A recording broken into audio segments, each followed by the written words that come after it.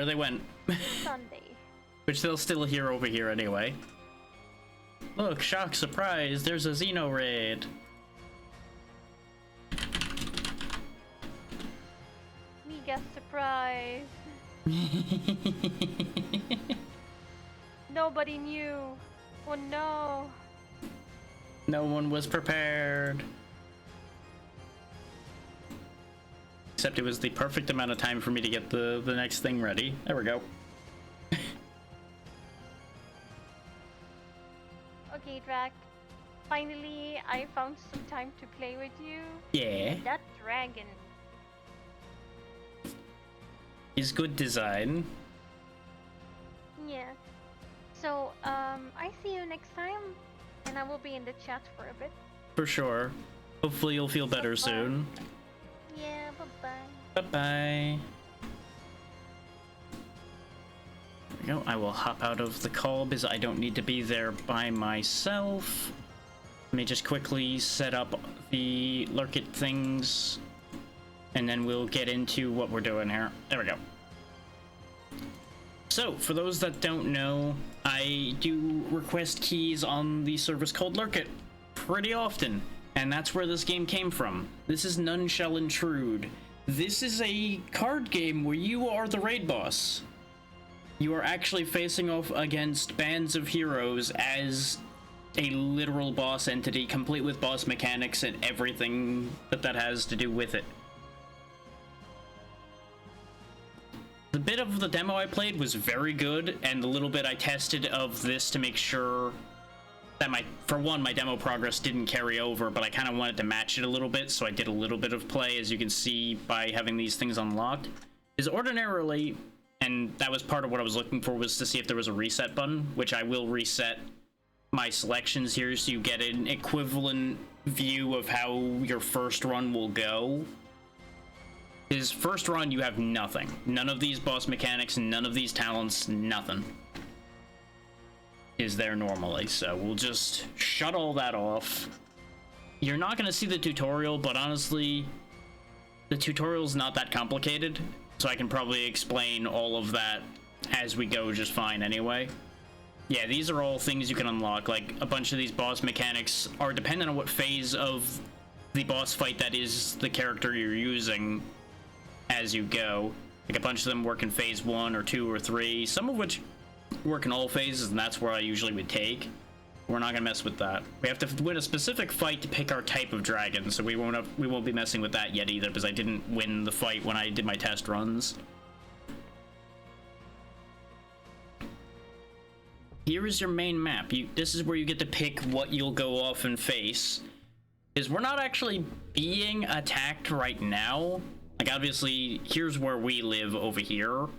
And once these threat bars are filled, we will get attacked here.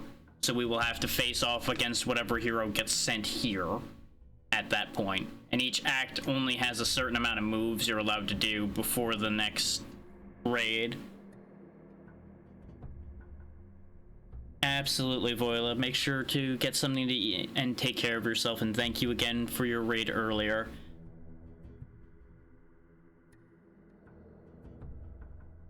Love you too, Voila.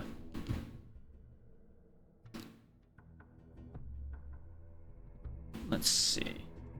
It's very funny seeing my own post pop up as a raider message. It's since I technically raided in with Xeno a moment ago. These green bottles you see are health. This entire bar up here, by the way, is our health bar. All 45,000 health up there, because, you know, you're a raid boss. You have a lot of health. But the numbers in this game are scaled to be equivalent to take care of that. Yeah, the green bottles we'll get from the two huntresses are health. And then this is a card you get from the captain. I mean, if you can make it work, I'm sure there's a way to make that beneficial. Just managing to mechanically make that work is interesting.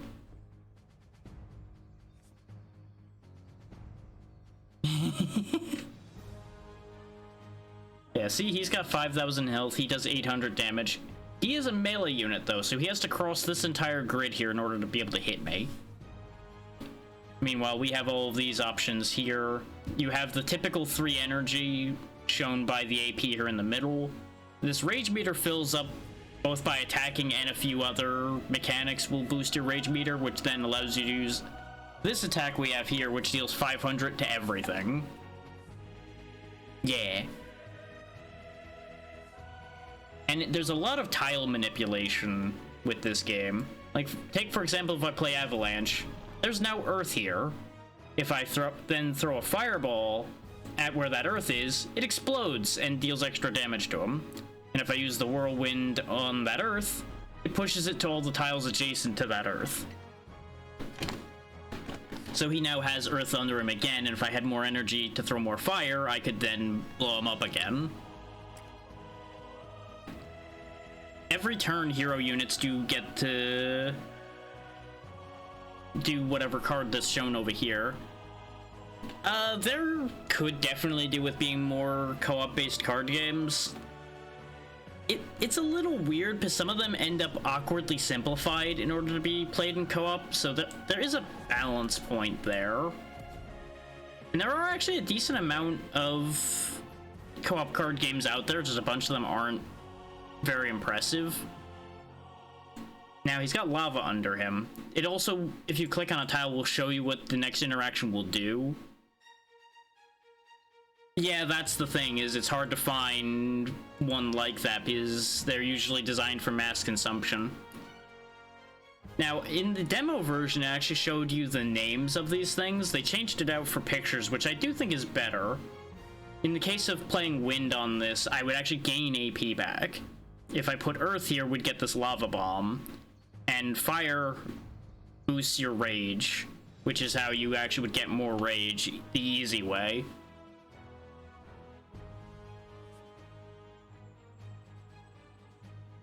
As shown here, we now have 4 AP instead of 3. And I can do this to make the lava bomb.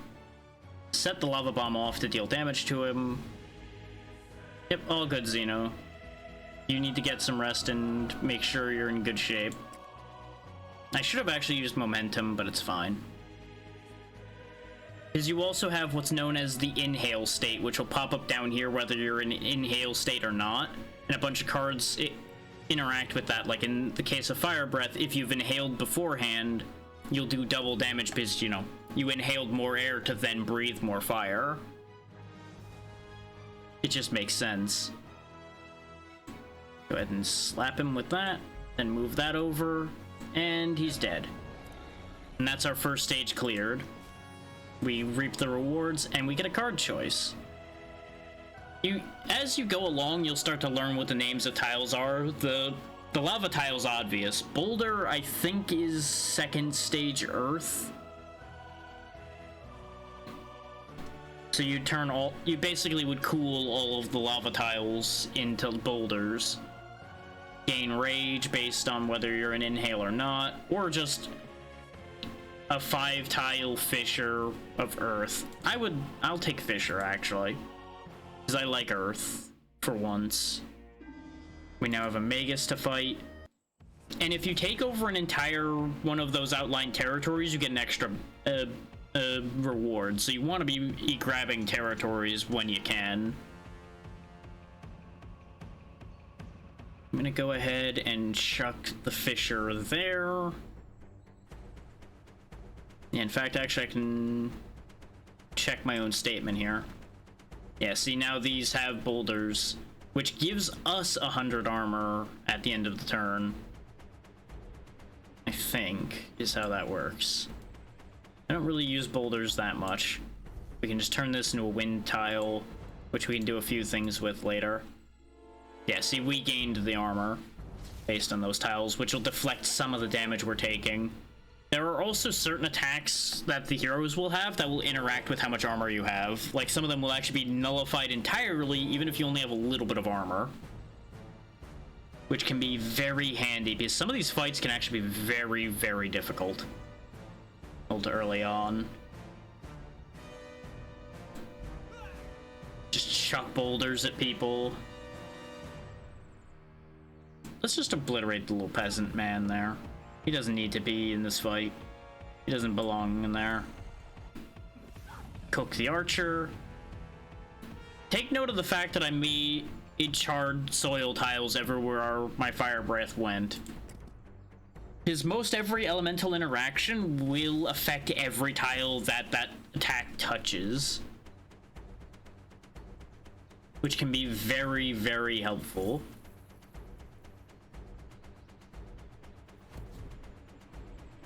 Go ahead and explode that. Yeah, it can actually be way more important to manipulate your tiles and your elements than it is just do direct damage, which is what makes this game interesting, at least from my experience and my opinion of it. There we go, that turns straight into lava, which means I can grab another AP from there and throw 2 fireballs at once. Obviously, the key to this is minimizing how much damage you take, because we do not heal between fights. Bear that in mind. You do not heal between fights unless you get a heal reward.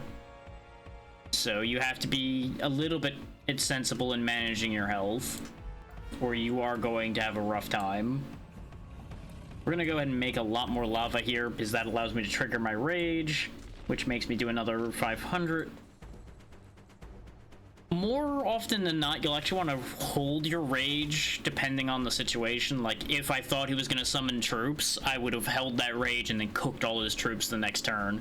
Because this stays until you use it, or something removes rage from you. Pull him up, fireball him, and he's gone. Bear in mind, if a hero dies, the troops remain on the field. You still have to deal with the troops they summoned. So don't just go all in on the hero thinking that'll end the fight. That will not stop them. Actually, yeah, let's take that relic. A lot of the relics will also interact with your terrain modifications. So, like, any earth and boulder I have will give more armor based on how many charred soil tiles I have now. Oh, the Green Menace. He's certainly a thing. There's also these armies without a hero running around. They're really good to pick up because they give you 100 extra attack. Now, the nice thing about this is most of the numbers in this game are just 100 this, 1,000 that. There's not really like 50s or anything to worry about. So if you want to do your mathematics the easier way with something like this, just ignore the extra zeros. Just cut most of the extraneous zeros off when you're thinking about it, and it'll make it a lot easier to parse. It's not as epic or impressive when you look at the numbers that way, but it makes it easier to understand the numbers. So it's kind of a personal choice thing there. Let's see. I know what to do here. Throw a fireball, spread the fire to the other ones, lava that one. The momentum's unnecessary. Go ahead and just push the fire back over there just so I can spread more char. I debated actually grabbing the AP, and then I realized I didn't have anything to use that AP for. Let's do something clever here. Make that into lava as well. Then these both turn into lava bombs and explode immediately because they have an enemy on top of their tile. And there we go. We did a bunch of damage in a wider area. And that's what lava tiles do, by the way. They deal damage if something's standing on them, as you'd expect from standing on lava. It's very easy to take advantage of your enemies standing in bad.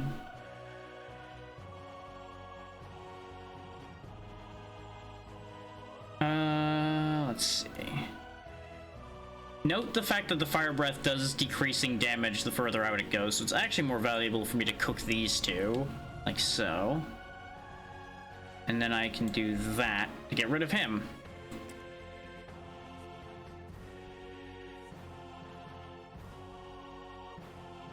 It was actually somewhat hard for me to stop playing this when I had played this before, but I didn't want to spoil too much of the game for myself before showing it to all of you.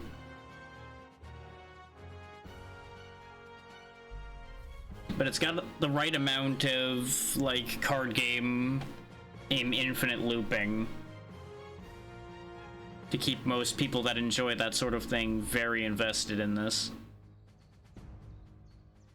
These are placed awkwardly. These give you extra gold when you destroy them, by the way, which gold is useful. It may seem like a wild concept. What would a raid boss need with gold? It'll make sense later when we find the right place to use it. Go and chuck the earth here instead, cause more explosions, and do things with that. Get rid of him so we stop taking as much damage.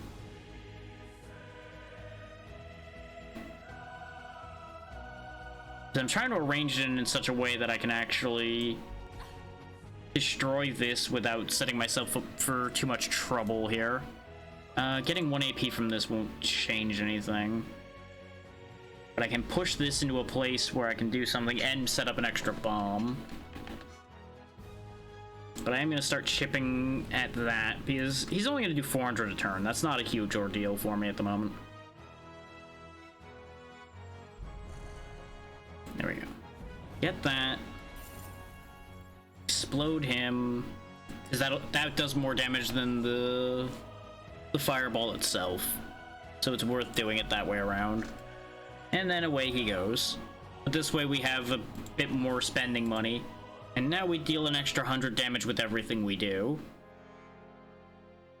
Gotta seek the Bard. Let's deal with the Green Menace now in order to finish this territory off. That seems like a better idea. Toss some earth around. Yeah, this guy is a bit of a freak. He's also got 10,000 armor. Notice that his cards are scheming. He doesn't actually do much for a while. Once he does something, you'll understand why he's a problem. Also take note of the fact that his barrel says TNT on it, and it might start to make sense why he becomes a problem over time.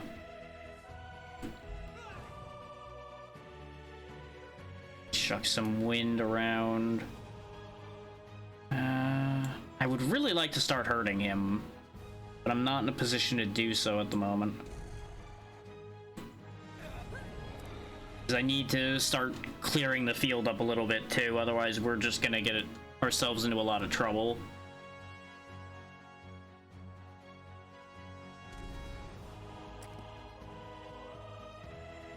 But if we keep building up armor, we'll be a little bit better off.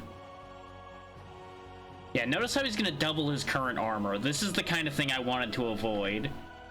Is since he still has 10,000 armor, he's gonna just immediately get 20,000, which is, as you might imagine, a major issue.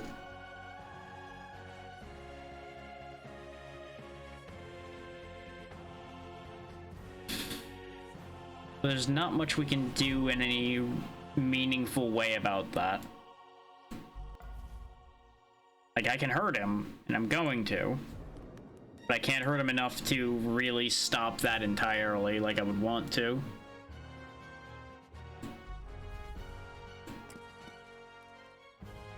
His follow-up is going to be the issue. Thankfully, he's still scheming for the moment. But he now has 17,000 armor and 2,000 health. So, you know, just get ideas of killing him out of your head now, because that's just not really likely to happen.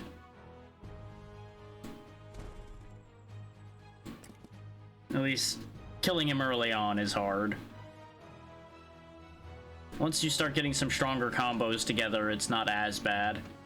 Okay, he's still doubling, which is concerning. But at least this means we can actually go for him a bit. He's still gonna end up with like 30,000 armor so far. Yep, there it is. There's his attack. The only attack he does. he deals damage equal to his current armor and then dies. So he's going to do 31,000 damage if I can't stop him. Which I can't stop him entirely. But I can reduce the damage he's going to do to me.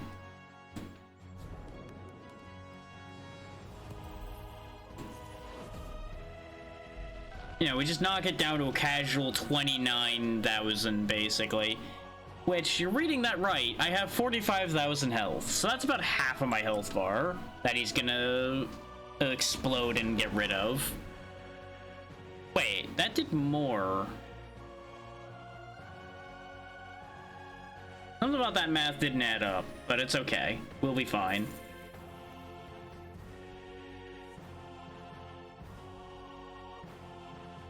Well, we may not actually be fine, because that's the worst outcome I've had from that thing ever. But we'll make it work. As best I can, anyway. I'll take Sirocco.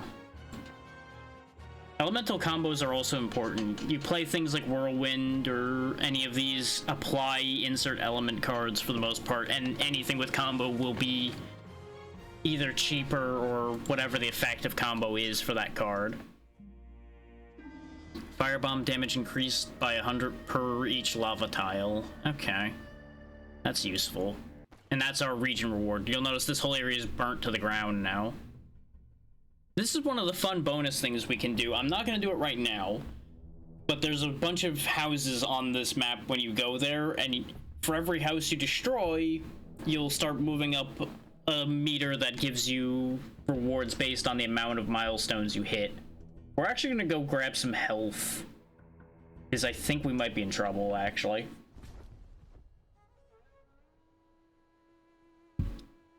Yeah, based on the amount of damage she's gonna put down, I think we're actually screwed either way. I think I overextended going for the Green Menace when I did. And not focusing him down harder.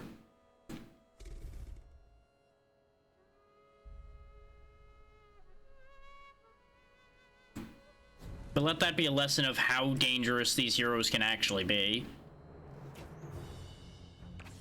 Like, even this starting hero here can actually be very dangerous to you. Which is kind of nice in some ways, also really unfortunate in other ways.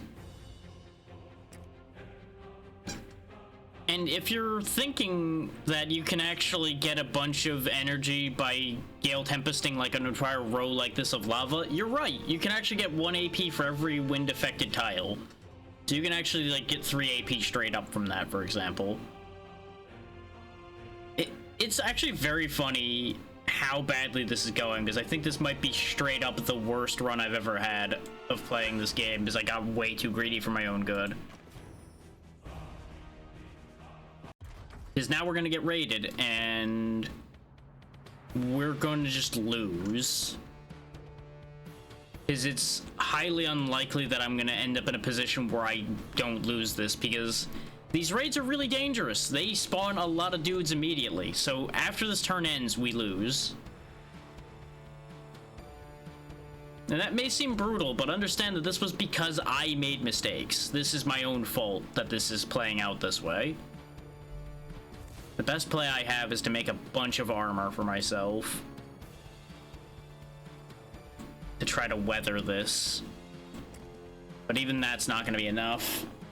Because, yep, that's the Bard's thing, is he buffs units, and he buffed one of the archers, even though it was random. He just happened to buff the archer.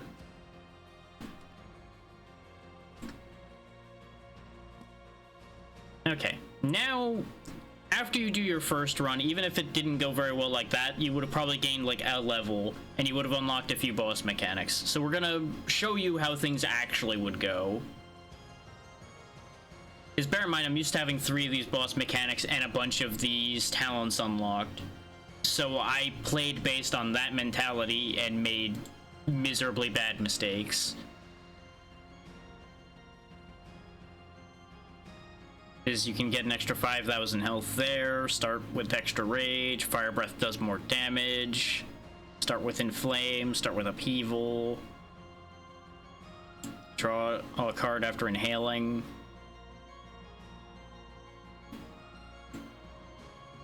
Actually, let's do this. Ooh. Actually, yeah, I'd rather my boss power deal an extra 1,000 to heroes. That means it's 1,500 to every hero, which there's usually only ever one hero. I don't think I've seen a situation where there's more than one yet. Actually, no, I tell a lie.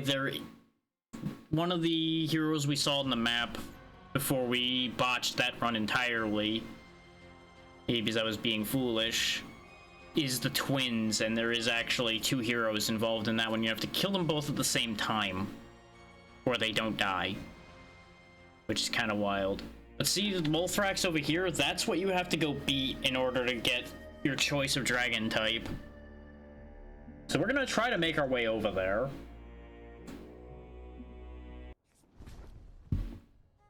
That fight is not easy, though. I do want to note that. Scoundrel here, 5,000 health, 200 damage, does a lot of poisoning and roguish things you'd expect. We're just gonna bombard them with a couple fireballs. Go ahead and let our rage build up.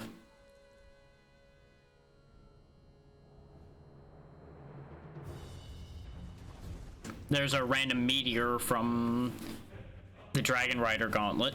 It just drops one random meteor. Bear in mind, the meteor card, even as the actual card, fires the meteor randomly. So your expectation should never be that the meteor is going to land on your target. I would personally recommend using meteors primarily for making more tile renovation, not necessarily for targeted attacks, because it's not going to happen in the way you want it to. And get the extra AP so we can just roast straight off here. Get us a bunch of lava and such that we can manipulate. There's the other meteor coming out and proving my point about it being random. But this fight's over thanks to the increased Fire Breath damage we have. This is why your talents and such are very important. Sirocco Barrage is really fun. It is random targets, but 3 rows worth of damage for 1 is still rather nice.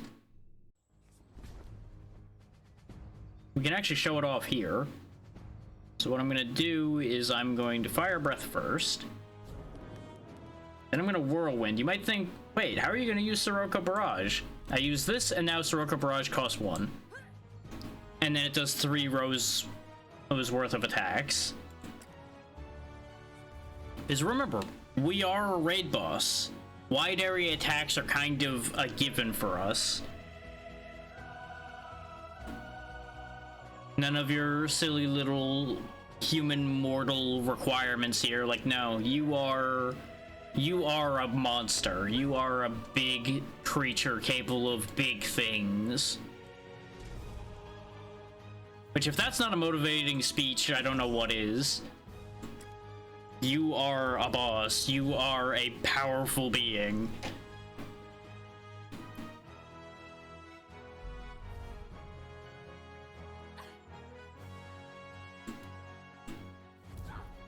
Look at the massacre we can just do just with a wave of our hand, pretty much. We have upended this entire landscape and cooked half of it just by being present here or dealing with these fools.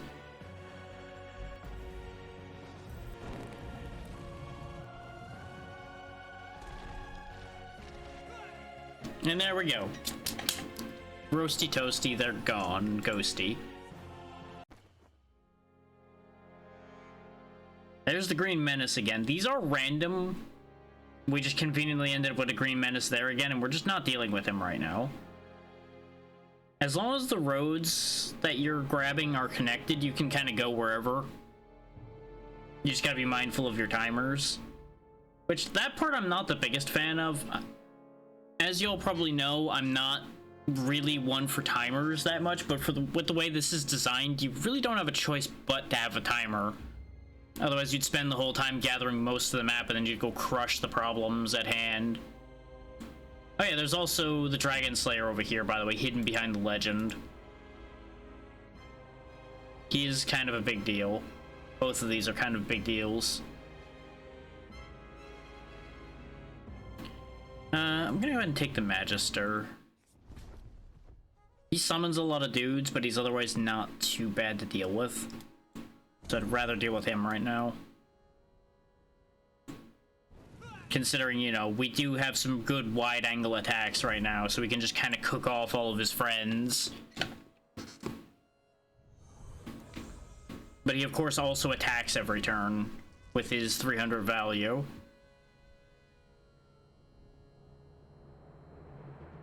Give me the AP. And then...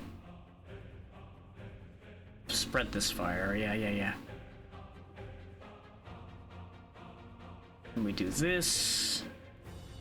This. Just gotta keep their numbers down so we can just deal with the Magister at our leisure. The backdoor card is upsetting, because what it does is it spawns units if you don't get rid of it. Do that. Sirocco Barrage. Good, it did hit him. So we get both of the things I wanted. Inhale. Fire Breath. Rage. And he'll die. Nice and easy. That gets us another relic. Boulder grants armor at the end of the turn, or lava tiles deal 200 more damage. I'm gonna take the lava tiles deal extra damage because I'm almost always putting lava tiles down because of the way I play. There's the merchant. We're not gonna go there right now because we don't have that much money. We're gonna work on getting more money before I go to that. But that's, of course, what you want money for. Shock, horror, surprise. There's a merchant who will do business with you. What that merchant is will make sense why they deal with us.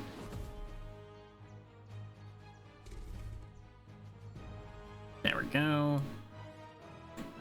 Push that back over there and then apply the earth so it deals damage.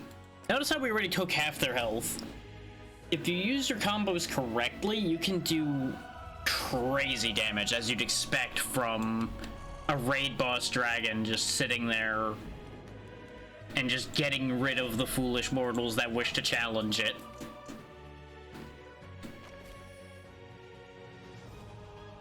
You got a knockback move you can use. I'm gonna keep grabbing more things that apply wind, because wind is very good. It doesn't seem like much at first, but it's actually a very useful effect, both for moving tile effects around and doing other things. Let's see. Go ahead and avalanche you two.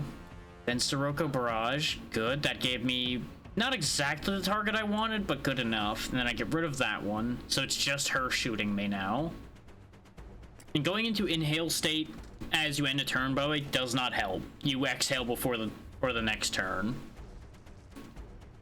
Just in case anybody's thinking clever thoughts there. I tried that, it didn't work. Good thought, though. Well done. Well reasoned, but unfortunately the game thought of that and you can't do that.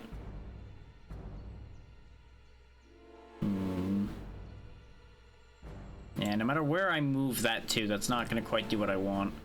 So we're going to do that instead, so we get a refund of the AP, but also still move more fire around.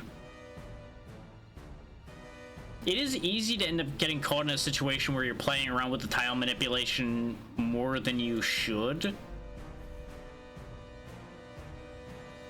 So you end up not actually doing what you need to do to get rid of the enemies.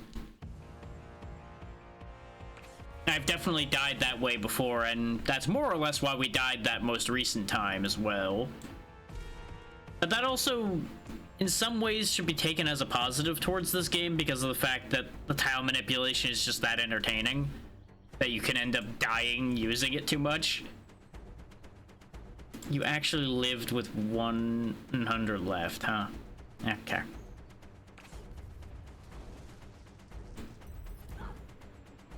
Go ahead and just roast her and move on. Unbridled Rage is real nice to have.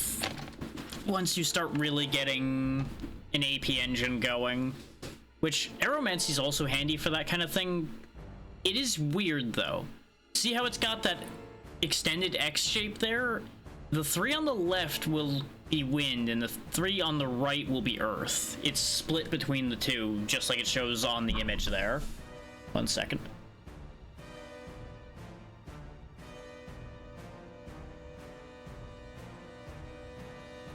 Thought I was gonna sneeze, so I muted, and then it didn't happen. We're gonna take Unbridled Rage, though, for a card draw engine. And here's our first raid that we're actually going to have a chance of winning, instead of being basically dead when it starts.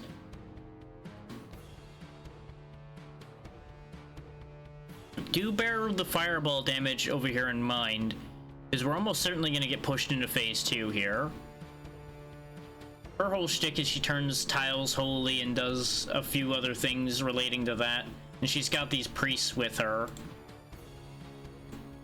that basically just operate as, I believe, just more dangerous ranged units that is they do less damage but last longer. I've not really paid that much attention to what they do. I just kind of kill them out of hand. Because I see priests and I'm just like, they probably are bad for me. I should make them disappear.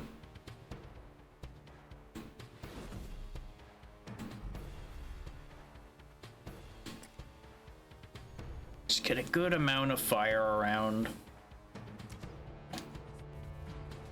You also can have interaction with holy grounds yourself. As you can see, you can just overwrite them more or less, the same as their ground. But I believe there are other interaction abilities you could have with them potentially too. Get the AP refunded. Sirocco Barrage, which cleans up. Now you might see why I like that spell so much. You just flatten large groups of enemies. Basically for free. Go ahead and push that fire up there. So what we can then do is summon some earth to crush them. No matter what I did, I was only killing one enemy, and I wanted these priests gone.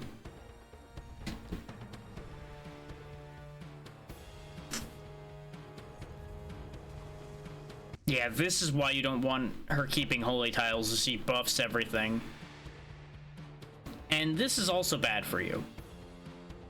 You get a bunch of these curse cards from the various heroes of varying flavors. This one being one of these guys gets 300 extra max HP.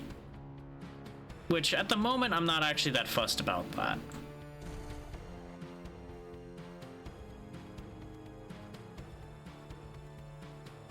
Let's get this guy out of my face. Because we ended up getting more rage that way. Which lets us get rid of them, get rid of that one, and now she's gonna buff herself, which is bad for us, but it's not as bad as it could be, where multiple of them are getting buffed. She does do over 1,000 damage a turn now, which is upsetting.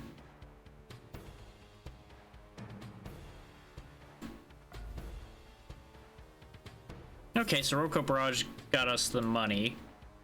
And get rid of that Holy Bind.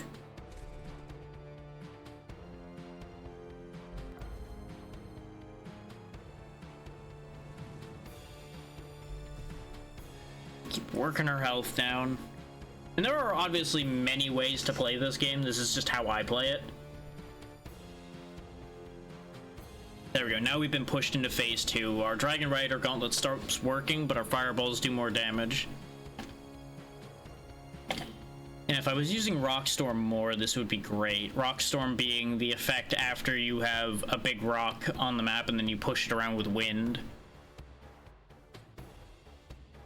Oh yeah, combo carries over from turn to turn, by the way. So since the last thing I used was an elemental spell, I can still use Sirocco Barrage for cheap. It just didn't hit anything. Which is always unfortunate, but it is what it is. Get rid of more of these holy tiles. Just keep cooking her. Let her understand what the fires of hell feels like when we send her there.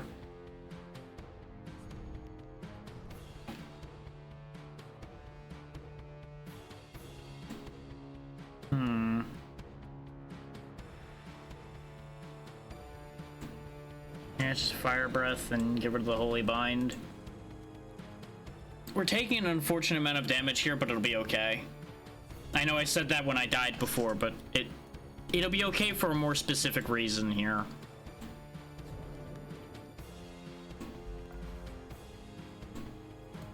In part because the fight's over. And the other part being, after we grab our rewards here... Deep Breath is pretty good. Reducing the cost of all cards in hand by 1 is incredible, though. Give me that. There we go. Every time you get raided, you get your health back. As long as you can make it through the raid. That's why making it through the issue we had before would have actually saved us, but I failed it. But yeah, we've just got a big old skeleton man here, who may or may not be Death himself, just kind of hanging out here selling us cards and having a great time watching this all unfold. You can buy cards from him, you can buy a relic, you can remove cards, and the most interesting thing is the death roll. It's a wheel, which does all of these things you see over here. You can lose 5,000 max health, take 5,000 damage, bankrupt yourself and lose all of your gold, gain 4,000 max health, gain 2,000, gain legendary or epic cards, gain 5,000 gold, fully heal, my favorite one, gain a permanent max AP bonus. And it goes up in price the more you spin. Let's see what happens. Wheel of Morality, turn, turn, turn. Show me the lesson that I will learn. 5,000 gold! Give me the relics. Do I want any of these cards? No. But I'm gonna spin the wheel some more.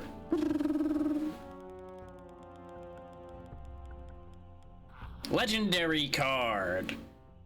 If you're lucky, this wheel is incredible. If you're unlucky, this wheel is horrific. I've mostly had it do good things for me, but I've definitely lost like 10,000 health to this thing before. Come on. Legendary card. You may notice nothing's popping up when we get those other than a +1 card thing. That's because it just puts a legendary card in your inventory. You don't get to choose it or anything, it just puts it here. Which both of these are actually fine. There are legendary cards I might not actually want, but none of those are it. I've never gotten the 5,000 gold option before, by the way. 4,000 health, that's pretty good. We can only afford to spin one more time, so I may as well spin, because worst case, we lose health pretty much, because if we hit bankruptcy, it won't matter. Aside from for future merchants. And the try again, by the way, just lets you just spin again. So. Of course, no sooner did I mention it, did I land on it. Come on, AP bonus. Come on, AP bonus. Nope, bankruptcy. All the money's gone. Well, I got what I came for the most part. And it does count as a tile you've taken. So it will still complete a region if you needed a region completed. These cards are both really good, though. This one in particular, with the way I put down a lot of lava, since I use Fire Breath a lot, means I can just get rage and rage and rage and just do awful things.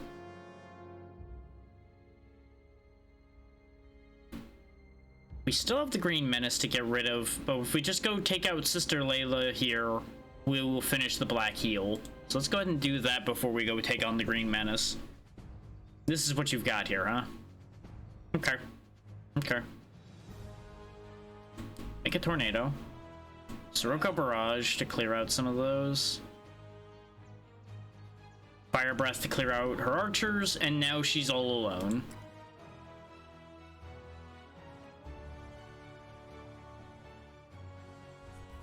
But of course, she's not alone for long.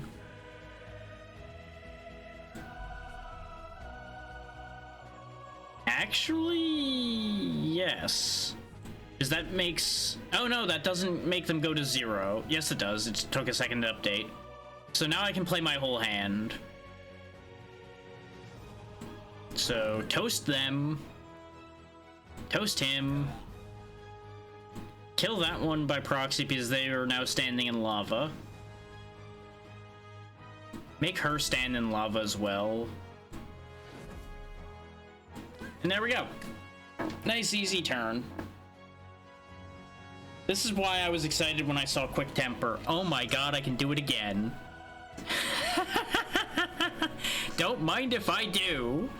The fact that that's not an exhaust card is insane to me.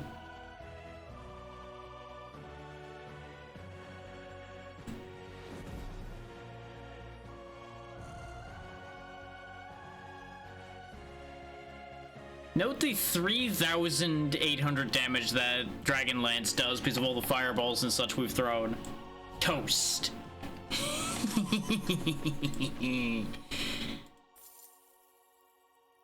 We could get another Flame Circus as well. Now, I do want to advise you to be slightly careful with Flame Circus, because if you have a lot of lava tiles on the map, it can cause a little bit of a performance hiccup when you throw Flame Circus, because it renders every fireball for every lava tile. So it goes a little nuts if your whole screen is lava. You can imagine why I know that. Pretty easily. But we're gonna take a second Flame Circus anyway. Because I can. And it is fantastic rage generation. We'll go ahead and take another Cyclone as well, because that could be great AP generation once there's a lot of lava. Oh, this is a fantastic thing to get with what I'm planning to do, too. Now there's just going to be 3 extra tiles getting set on fire every 3 fire cards I play. So it's just going to keep scaling more and more fire. This is just free 2,000 max HP, by the way, right here. So just go ahead and grab that. It does take a move. So you may cause yourself to get a raid sent your way by clicking that carelessly. The Master of the Hammer is nasty business. And the, oh yeah, it's the Geminates, not the twins. But that's the twins I'm talking about when I said there was an enemy where you had to kill them both at the same time. I think at this point I can take care of the Green Menace, or at least get through it better than we did before. Quick Temper, so all these are free.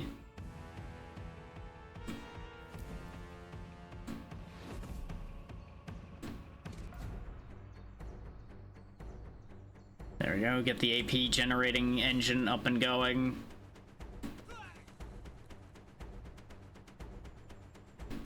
Obviously, I didn't need the AP there, but getting it set up so that I could get the AP is important. There's the random meteor taking an enemy out for me, which is great.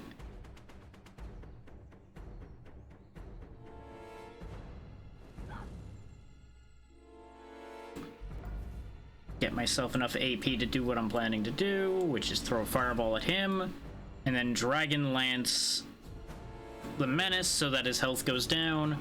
Hit him with this as well. There we go. Take a chunk off that armor so when he doubles it, it's not going to go as high. He's also sitting in lava, so Flame Circus will affect him. Rage. Ooh, 2 Flame Circuses. Don't mind if I do. Notice how we just got like 50 rage there, pretty much straight off. Which allows us to use our rage move. There we go, he's down to 3,800. That's nowhere near as bad as he was before. He basically is just resetting back to full armor, or give or take. Which is still not what you want, but it's better than where it was before. That Sirocco Barrage is mostly useless to us. Because I don't think we get the AP from it. I suppose it could be worth a shot, though, just for shits and giggles. Yeah, see, we don't get any AP there. But it did hit him, so it works. No matter how I played that hand, it wasn't going to go great, because I had no wind to get AP to go with. He doesn't have any fire under him right now, so let's quickly light a fire under the little gremlin bastard. fill my rage meter, hit him with that, throw more down. See the stutter that happens every time I do that, though? This is what I'm talking about with wanting to be careful with Flame Circus when you have the screen full of fire. It doesn't like it. We're gonna do it anyway because it wins, but the game is not a fan of that.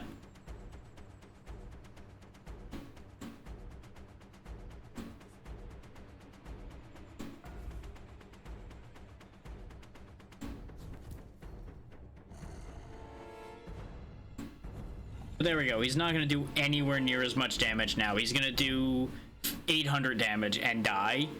Oh, right. His health counts as armor. That's where the extra 2,000 that I didn't count for before was. So he did a little bit more than that, but that's fine. There's a square of fire and earth if you're into such things. 4 tiles get randomly hit with wind, which can be fun. A little corner shape of earth. The 800 armor from this can actually be really huge, but I'm going to keep grabbing more wind effects. Ooh, I've not had Vortex Slash before. The knockback's not that useful, but 500 damage wind isn't bad, so we'll go ahead and take that. Lava tiles deal 400 extra damage, which pairs great with our extra 200 damage already.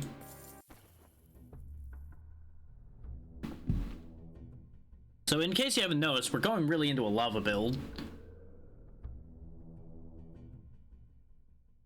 You know what? I'm gonna try. I don't know if we can destroy a city right now, but let's see if we can. Because as you can see, there's a lot of buildings and they have a lot of health. Rage. Okay, we can play this. Do that. Spread that around. Cyclone for some AP back. And that should be multiple AP there.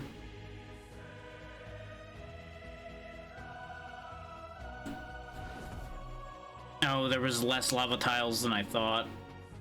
That's fine.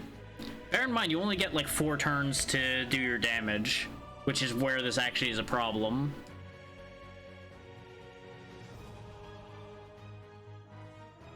Especially when I get a hand like this, which is just kind of poopy.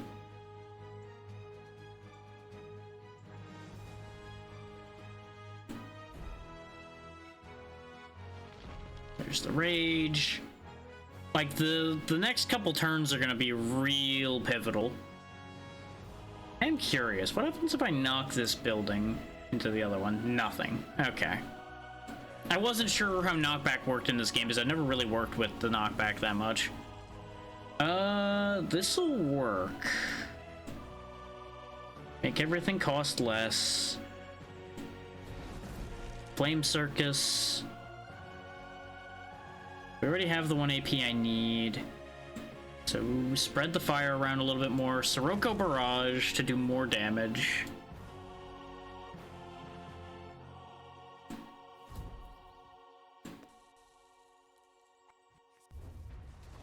We just did not get the level of fire spread I was hoping for, is part of the problem with this attempt, and this hand is garbage for trying to do large-scale destruction.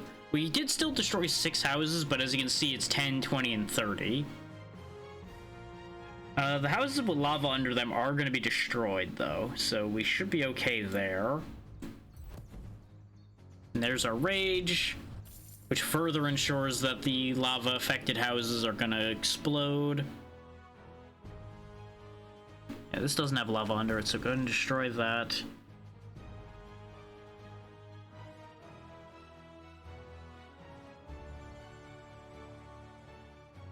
Actually, no, because those won't go off.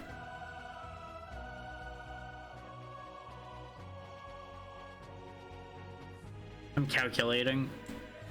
That one should also get destroyed. Yeah, so we at least got 10 houses, and this is our last turn to do damage.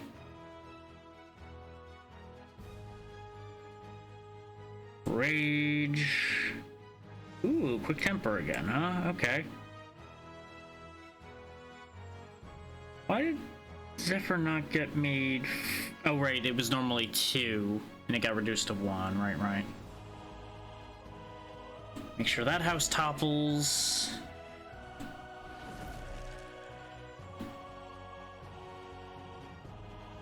Yeah, now Zephyr is free, so go ahead and play that.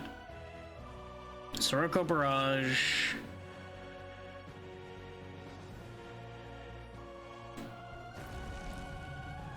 That's it, huh? 12 houses? Not as much as I wanted. Life in this little village here is never gonna be the same after what we've done. We just get a little health and a little money. And now we get another invasion. Marcus Tella this time. Is any of the heroes can possibly be the one that gets sent your way? This guy's actually kind of nasty in terms of your health. I'm kind of glad to get him as a raid opponent because I'll heal after fighting him. But I'd still rather not deal with him at all if I can help it.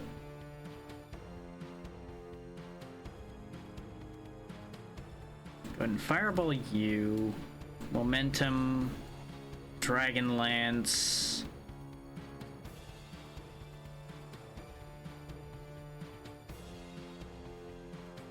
Yeah. No, I think I'm better off getting rid of 3 archers rather than hurting him and 1 priest or 2 priests. Yeah, his whole thing is he deals a lot of damage and he scales up how much damage he does turn by turn. So he just steadily becomes more and more dangerous. Which, as you might imagine, is very upsetting.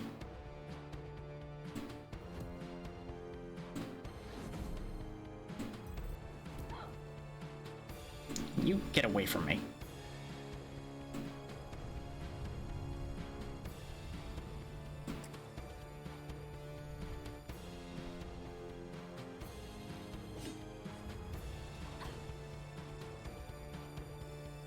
Okay, so our lava's less helpful now, at least for the second. Barrage didn't work very well that time. I think I'm best served by fire breathing now. Yeah, that'll get rid of him actually, and set a bomb behind that guy. Clear those, do that to demolish more of that. There we go, we're cleaning up. We're gonna be just fine. Yeah, now he's gonna start dealing his real damage because he jumped into melee range. Quick temper. Cyclone for a bunch of AP. Go ahead and coax the 2 priests back there. Now there's no other enemies, it's just me and Marcus. But he plays a lot of cards that just straight deal damage to boss, is the problem.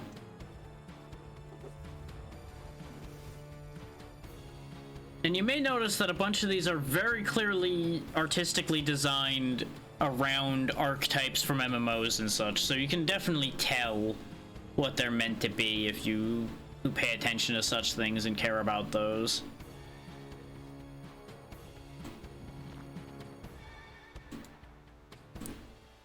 Barrage missed.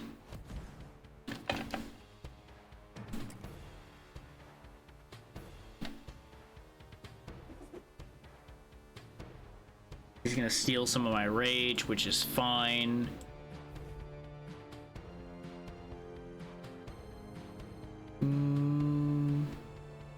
Yeah, this is technically not a fire card, so I don't actually want to use exclusively that. Oh, but that's only gonna do 800. So no, I think it is better to do this twice, because each one is 700, and I get the rage spell as well. I know the frames are gone, but just bear with me.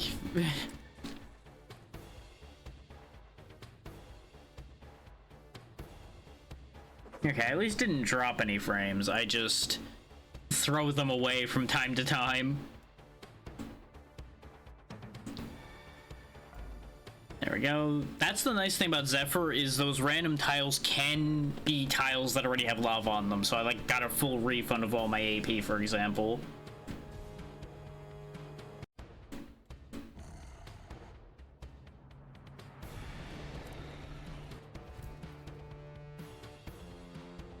can't kill him this turn, unfortunately. Except he dies to the lava. It depends on whether you count end of turn to be part of the turn or not. 4,000 armor exhaust is not bad. Master of Storm is kind of fun, but I'm still not very good at actually manipulating tornado tiles in that way.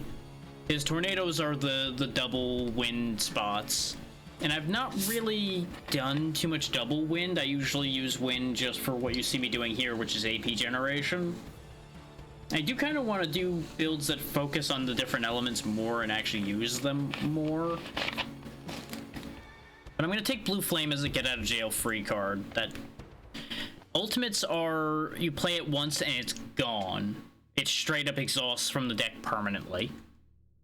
You get one shot of using it. We're almost out of Act 1 here, so I need to be a little smarter, potentially.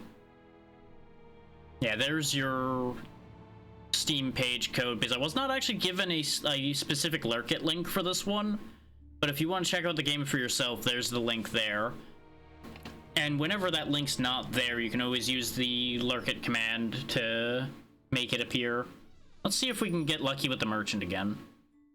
3 different element types in the same turn, draw 2 cards. That's gonna be most of my AP most turns. Does this keep the cost? Because I don't remember. No, it doesn't. It resets. So, Wheel of Morality. Turn, turn, turn. Ooh, 5,000 health gone. Okay, try again. Legendary card. And I can't afford another one. So our fun is over.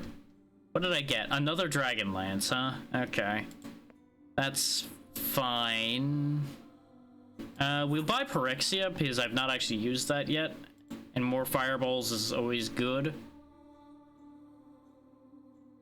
Since we're about to trigger the Act Boss, I'm actually gonna go fight this army to get the extra attack.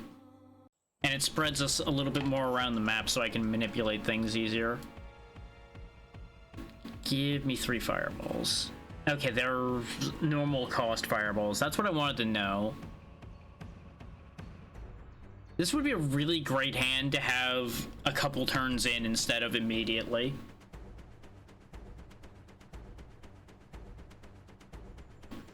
Because I have no means of Wait, actually, yes I do. Do that. Wind. No, that doesn't quite work the way I want it to still. I can't make lava this way. Well, I can. Because I can throw a fireball at this one, and then wind to get that back, and then I can do a stronger or Dragon Lance that way.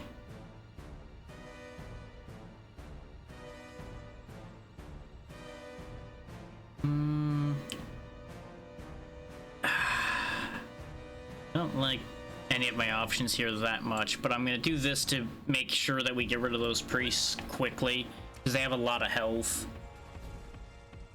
Oh good, the meteor landed where there was already fire. Love that for me. There we go.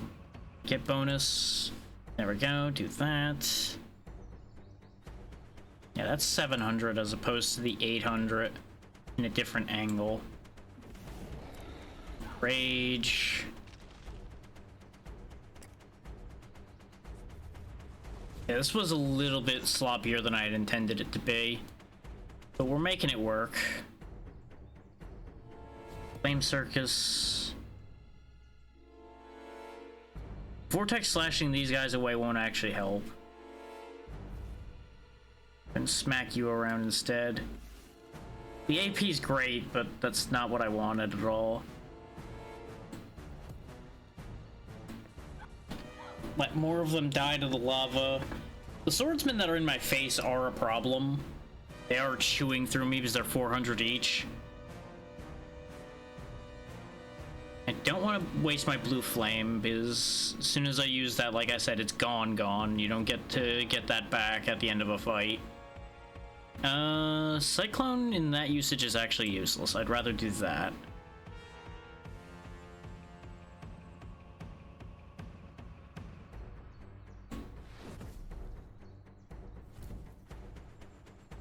So she's set up to die. Especially if I do that. I didn't even actually consider that as the means by which they die. Can't help but notice that more of those priests lived than I thought, and I think it's because they're all healing each other.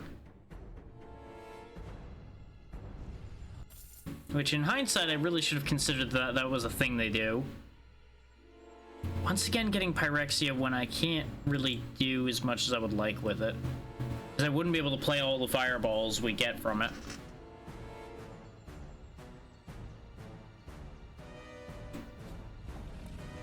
Like, the big problem we're running into right now is this is drawing kind of terribly.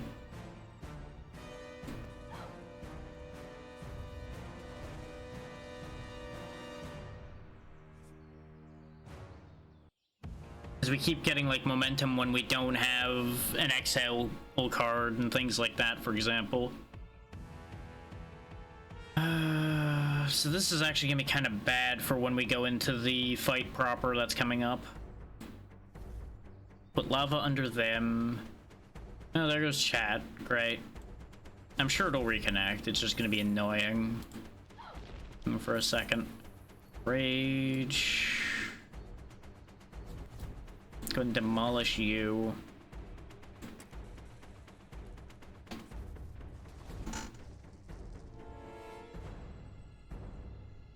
Do let me know if any of y'all are seeing anything particularly odd happening. Some of that is obviously only going to be Twitch, and there's not going to be much I can do about it, but there may be things I can do about some of the potential problems, depending on what they are.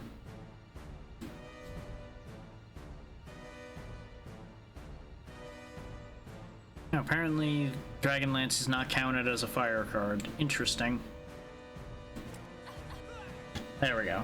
Now there's just 2 enemies left. The extra damage is going to be very handy, but I think I might have reached a little beyond my means here. We're fighting this particular army. Because we're going to be starting the act boss with being basically in phase 2, which is not what you want. It's fine, but it's not really what you want.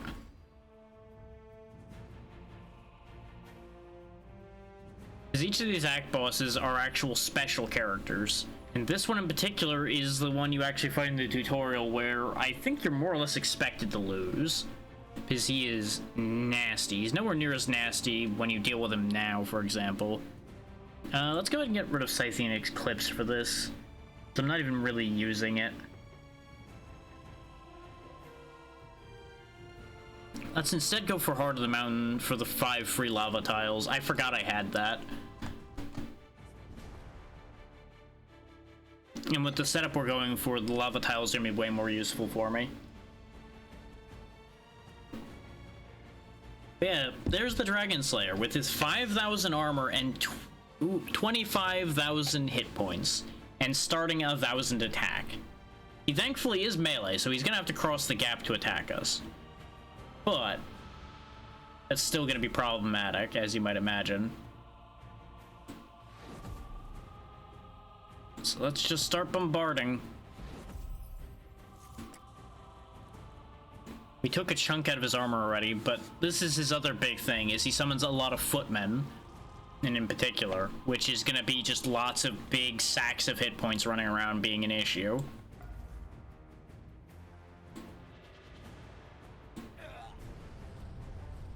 Thankfully, we have plenty of solutions to that kind of issue right now.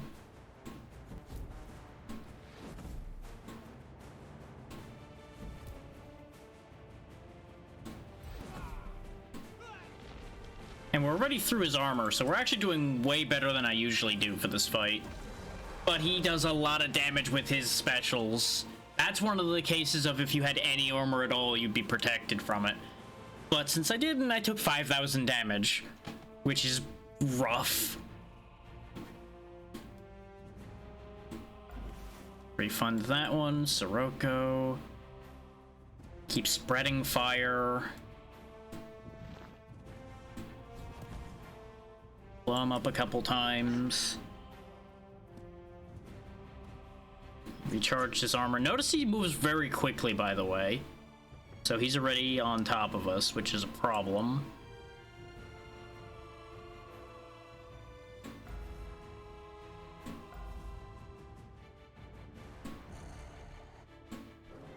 Thankfully, since we're in phase 2, Fire Breath does more damage.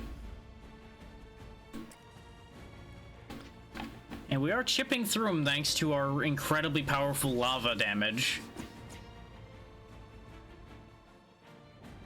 He also loves to put these wound cards in your hand. Thankfully, they cost nothing, but they hurt you for 1,500 when you use them. You can just leave them alone. The only downside to having them in your hand really is the fact that they clog up your deck. Right now, I'm just gonna leave that one in there because it's not hurting anything.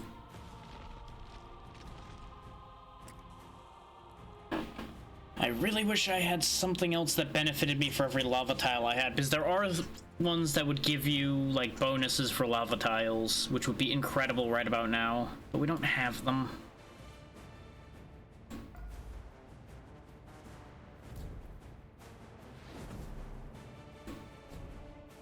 Just gotta keep chipping away through his health bar.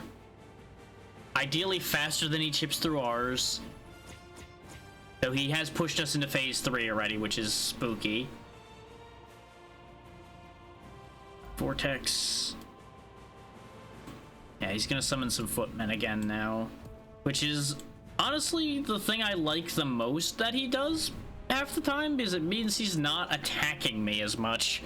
And I'm gonna go ahead and ultimate there because I'm scared of how much more damage he's gonna do. I'm pretty confident we would have won without it, but I'm just nervous at this point. So I'm playing it safer, especially when I get card draw turns like this. It kind of proves me right that I should have played it safe. Because I have definitely just randomly died to this guy before because he just pulls out a heavier attack that I didn't account for. But there we go. He's defeated. He makes a whole little, I didn't think I was gonna die here, and then his companions here come to his rescue. And that's why those two are the ones you see on the map. Well, one of them is the one you see on the map, and the other one is to be determined. Every time tornado is used, heroes take 500. Knockback causes extra 300 damage. I'm gonna take the knockback because this already would make tornadoes do extra damage, because that's what tornadoes do, is they push people around. And that also benefits our Vortex Slash.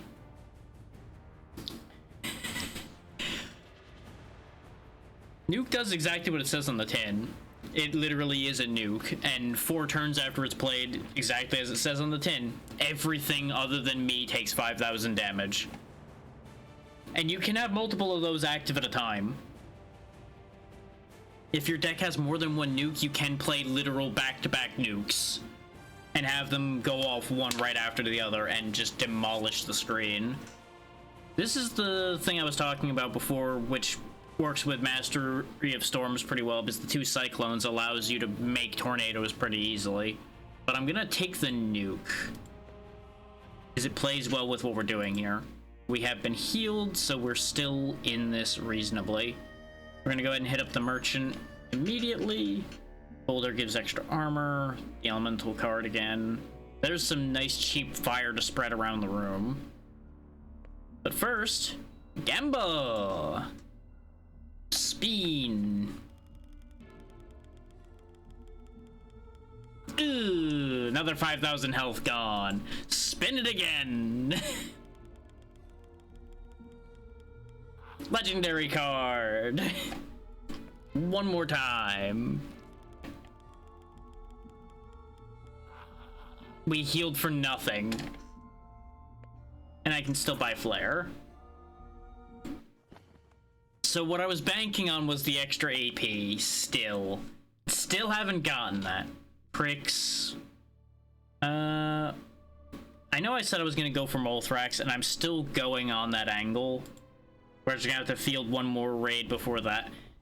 This area, by the way, has this really neat feel. We're actually like on a cart, like a cart train, and doing the fight there, which is kind of fun. Which is why I wanted to make sure to show off this area in particular.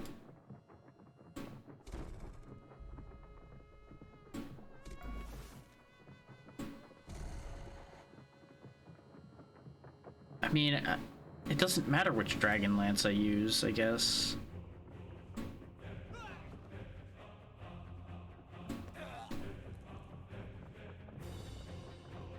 I was gonna use the cheaper one, and then the more expensive one that didn't matter appeared, and I'm like, well, sure. So a random legendary was Storm Trifecta, so my choice earlier didn't matter.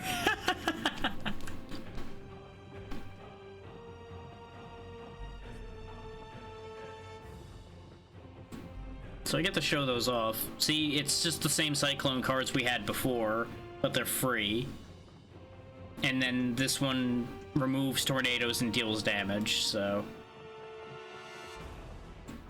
nothing remarkably exciting there. I want to get rid of as many of these sand tiles as I can, though, because the shadow gets stronger the more sand tiles there are. Make some tornadoes. Just for sake of argument. Go ahead and slap you back away from me. And more importantly, she was positioned with all of her friends for a nice big gust of fire. Deal damage to her equal to the tornadoes, which I think might be the most use I've ever gotten out of that card correctly. This Flame Circus doesn't matter, but I may as well play it anyway just to get the rage. There we go.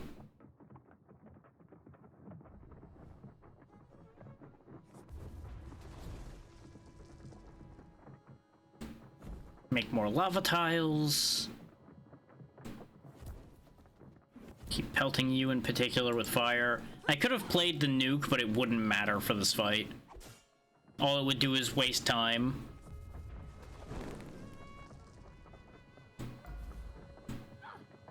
Well, that deleted her. That works.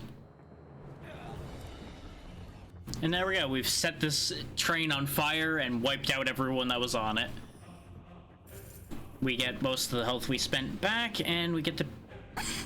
You know what? Sure, more flare, more fire. Light the entire world aflame. We just gotta do one more fight, and then we can try the Molthrax fight, which means we're gonna have to field a raid right before Molthrax, which is great, actually, because that means we will have full health for Molthrax.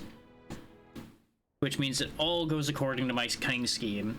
But see, these are the twins I was talking about. Twins connection. They have to be defeated at the same time. Thankfully, you start with a card that can hit the exact angle they typically stand at, so it's not the worst. But things like this are dangerous, where one of the two gets 500 more attack and 500 more health, which starts unbalancing their health totals. Which can make it complicated to get the double kill you need. Just go ahead and blow that away.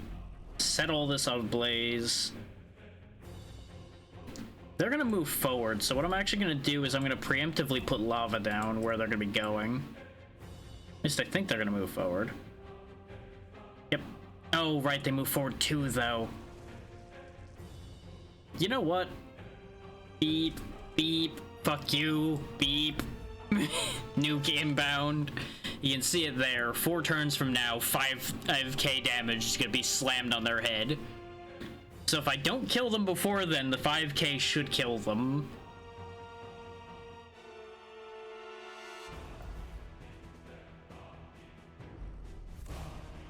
Throw a bunch of that around. Damage you to be more equal to your sister.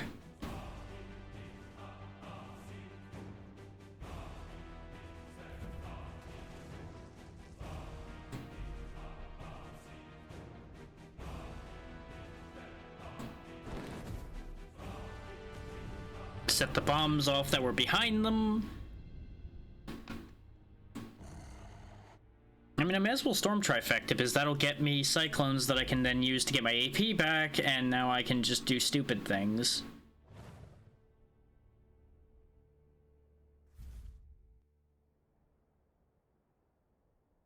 Oh my god, 7,600. Well, goodbye. Who needs a nuke when I just have my own breath as a nuclear weapon? Ooh, Tectonic Crush. Sure. Apply Earth and deal 1,000 for one? Yeah. And we get both of these, by the way. Boss power hits hero plus 100 per lava tile? Yeah. Yeah. That was the other reason for doing that fight in particular, is now we completed a third region. Oh, I've not fought this one before. The Ash Burner. Turn every lava tile into char. Turn every char tile into sand. Deal damage per sand. Oh, so you're sending a hard counter to me after me, huh? Upsetting. The silver scales are actually really, really good. I'm just taking a look around.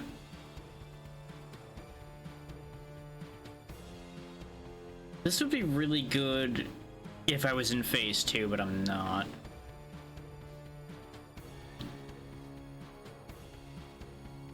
Yeah, a lot of these are really good, just not in the phase we're in right now. And I'm not gonna play for the phase I get put in. I may as well play as much as I can with all phases.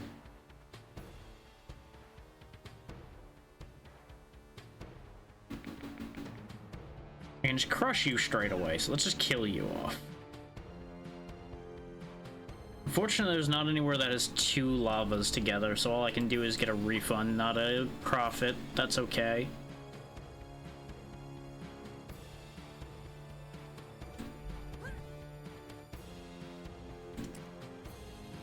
I'm gonna lose all my lava tiles. But the good news is, since there's still char tiles, I can turn them back into lava tiles before they can take them away from me. Like so. Turn 3 of them back into lava. Oh, I can't place it here, so I can't actually hit all of this and him.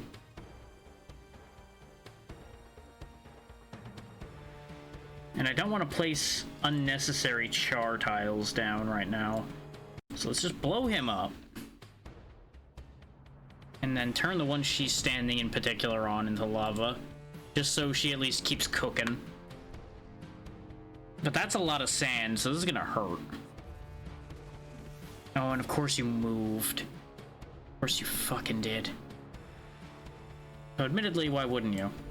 Let's clear... Oh, right. Sand can't be burned, so that was a waste. So that's gonna sting.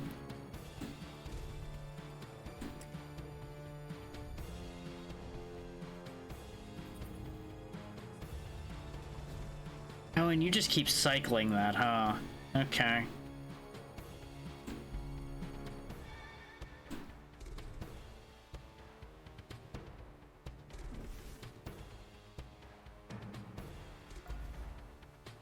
Away a bunch of the sand.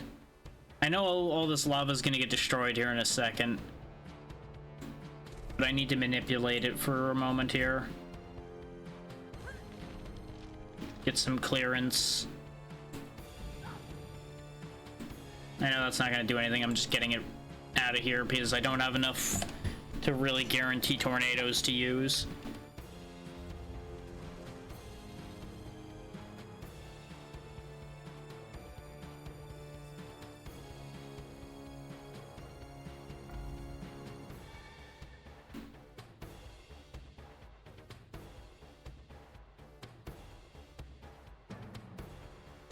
Yeah, clear more of the char into lava.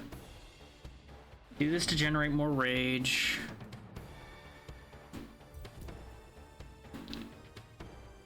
Yeah, she's standing in sand right now. I couldn't tell if that was lava or sand, but I needed to be able to get rid of them.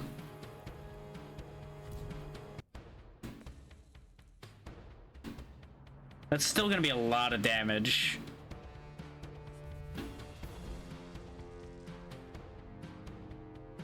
Can I just kill them? That's the important question I need to answer for myself right now, because if I can kill them, there's no point in fucking around with getting rid of sand tiles. If I can't, I need to get rid of a bunch of sand tiles desperately. And I don't think I'm in kill range, so we need to clean up. I did the same stupid thing again. I can't believe I did the same fucking stupid thing again. Why don't I learn? Why don't I ever learn?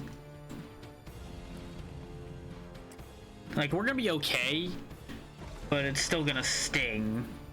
Yeah. But I think we've got this fight in the bag at this point.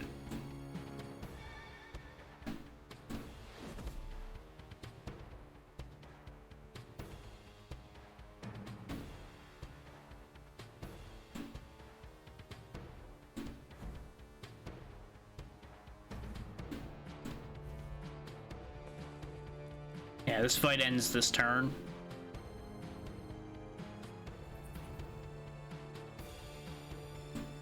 Die. Okay, let's see if we can beat Molthrax with this mess.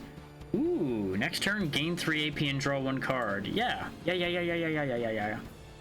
And that's an inhale, which is useful. Now, the Molthrax fight is actually kind of neat. Because it's raid boss on raid boss, pretty much. The dragon of the land versus the dragon of this puddle over here. Now, take note of this text over here. Molthrax only takes damage when its poison hearts are destroyed, and it spawns 2 poison hearts every turn, and a bunch of its cards spawn more poison hearts.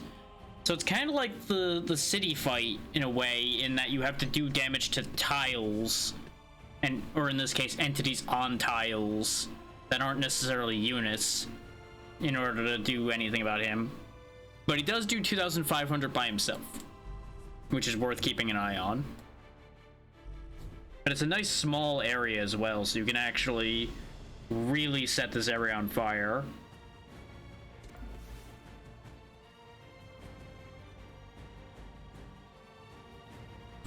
Whirlwind away their stupid sand.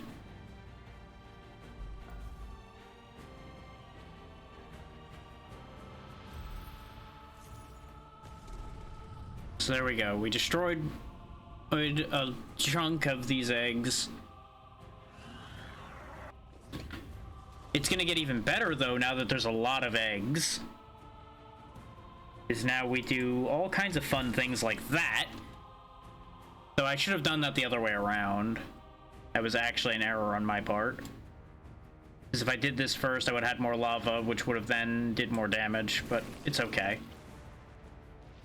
We can set up these eggs and really knock them dead next turn.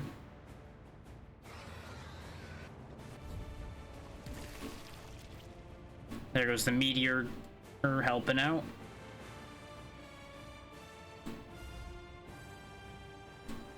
The Sirocco barrage pretty much is guaranteed to hit things.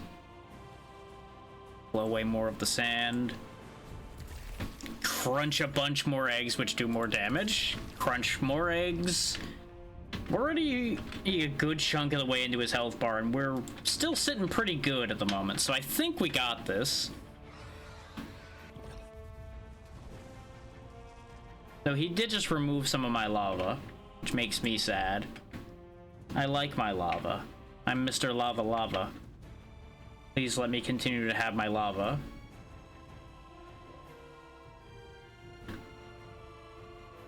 Or at the very least, until I choose to change it.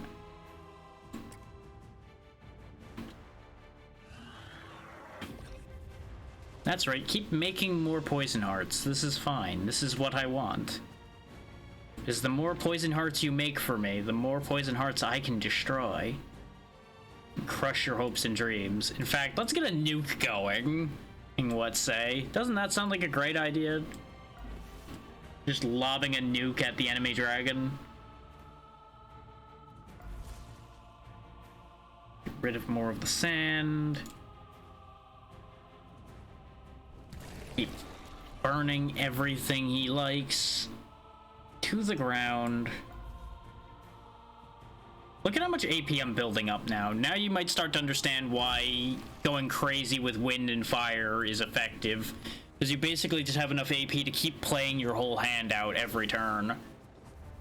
as long as it lines up. Which there's no guarantee it'll line up. That is a thing you need to watch out for, is you can end up in a situation where it doesn't work.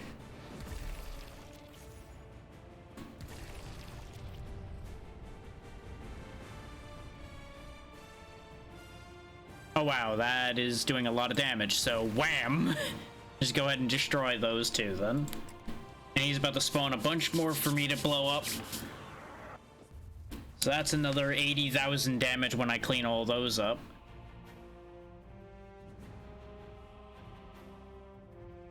He does start to poison you like this, where you have to actually get rid of the card or it deals 1,000 to you. Which is his way of scaling up his damage, basically. And if you're wondering why there was so much damage from the Dragon Lance, by the way, every single fireball that's dropped on these lava tiles counts as a fire card played. That's why those go nuts. It's kind of busted. They might want to think about not letting that be a thing. Now we're in phase 2, so don't get our free meteors anymore. Now we deal more fireball damage. Make the poison free to get rid of.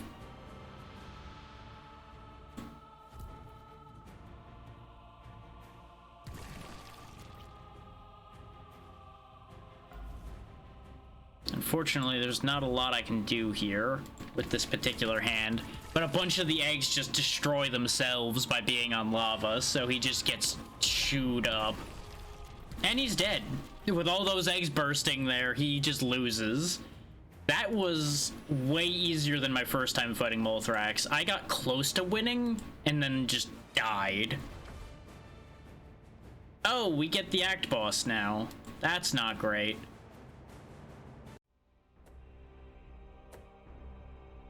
This guy's just over here butchering whelps. Let me in! Let me in! Well, convenient that a door opened when you said that. Yeah, you know.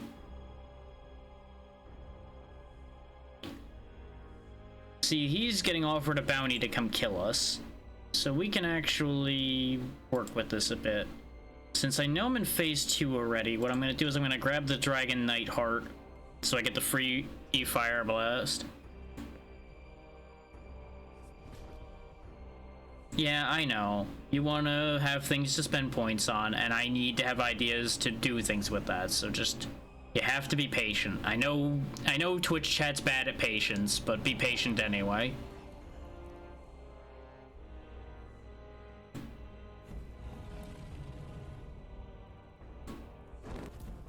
And mind you, it needs to be ideas worth putting in. It can't just be random garbage to spend points on. That ain't the way I do things.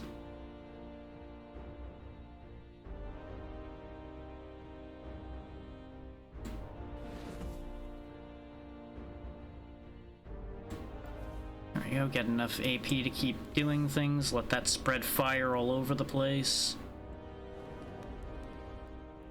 I mean, I do a lot of random bullshit go, just not with the points. There we go, we're already nearly 20,000 through his health, so this won't be too bad at all. Ancient Pulse. Vortex him back there. Blast him. Quick Temper won't actually help here, because I will have no AP left when I use that, but... Hang on, a concept.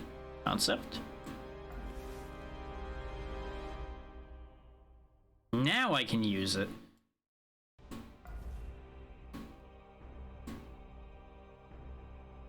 This doesn't do anything, but I'm gonna use it anyway. Set the bombs off, hit him with that to replace the tiles. We are just rinsing this old man. But there's a catch. I've already fought this guy before. I won't give away what the catch is, but I'm gonna just make sure y'all understand there is a catch to this. Just in case this fight seems too easy. He's a werewolf. he now gets way stronger. He's much faster, so he's actually going to start charging at us. And he just becomes generally more dangerous. Unfortunately for him, a werewolf is not that much more fireproof than an ordinary old man. If anything, he might be less fireproof because of all that fur.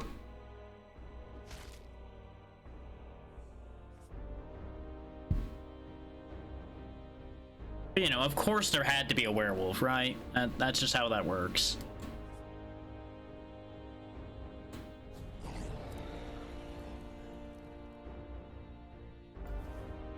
There's not really much point in nuking him, as much as that would be fun. I'm not convinced that this fight will last long enough for the nuke to even go off. And that's why you don't want to wait for it, because he does 10k occasionally. Right now he's gonna kill us in 3 turns. This is why I was actually still going hard on killing him, because he is still a threat. He is absolutely a goddamn threat. And he might actually win this. Because he's also flooding my deck with garbage.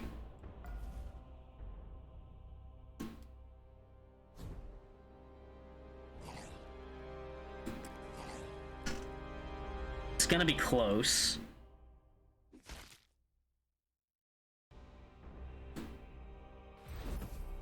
Flame Circus. And cook him. There we go. Like I said, it was gonna be close. If I hadn't gotten something I could use that turn, we would have lost. Fire tornado damage increased by 300 per tornado tile, or extra armor from boulders. Now let's just keep going in on the fire. Yes, let's have an entire set of cards I already have, like, duplicates of all of. I don't actually need more of any of these, so we're gonna leave those behind.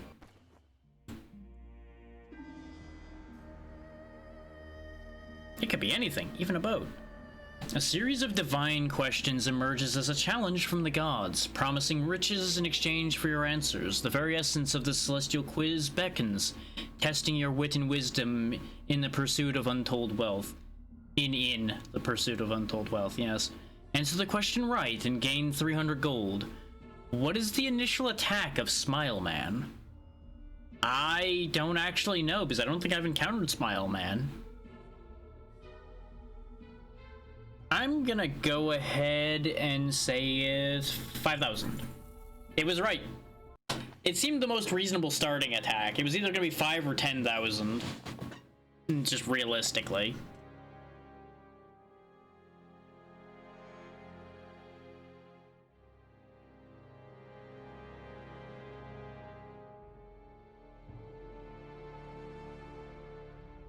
Okay, yeah, we got Arrowheart over there, which is a more advanced archer.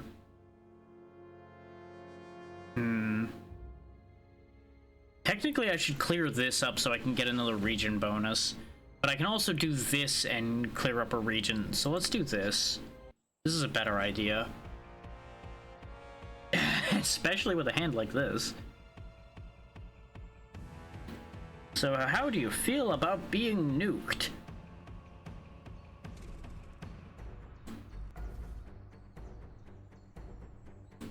So in 4 turns this fight ends. No matter how this fight's going, this fight ends in 3 more turns.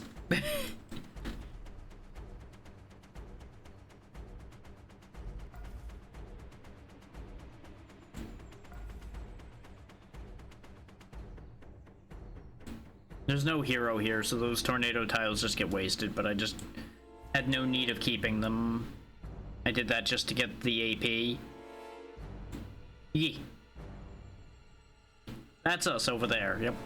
With the 55,000 hit points.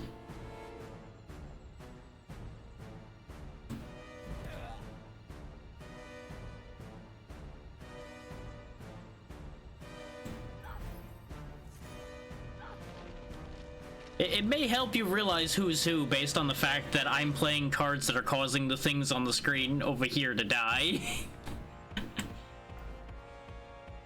And on average, I would not normally be killing my own soldiers.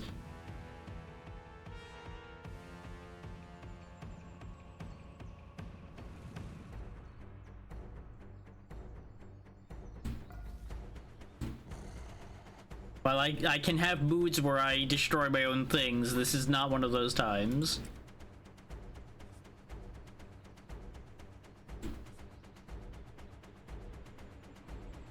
Yeah, that's fair.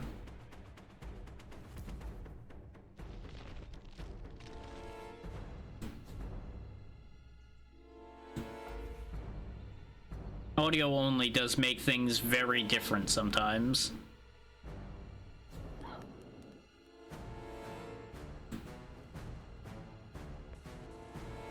And now the nuke goes off and everything dies.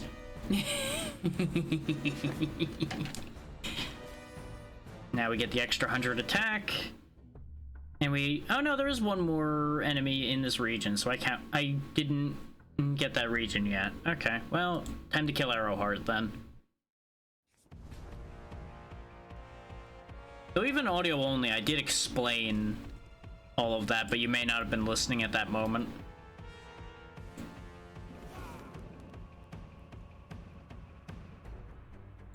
Go ahead and clear as much of the board as I can straight away, which is everything except the hero as usual. And now she's gonna refill the whole screen. Oh wow. She summoned even more than I thought, so yes, she's refilling the whole goddamn screen. Joke's on her, though. I can kill a lot of things.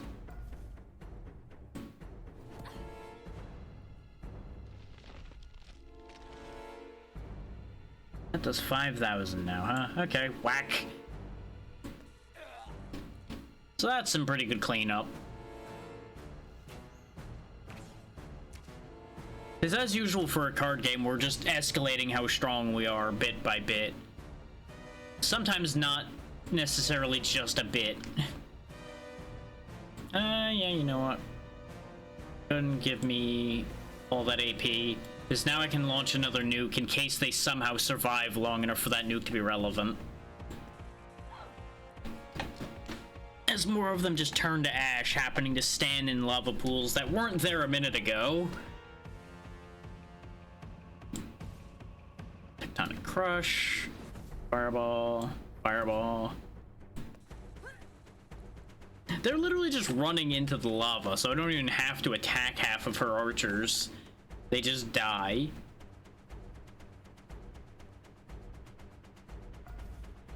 A bunch of AP. Get that.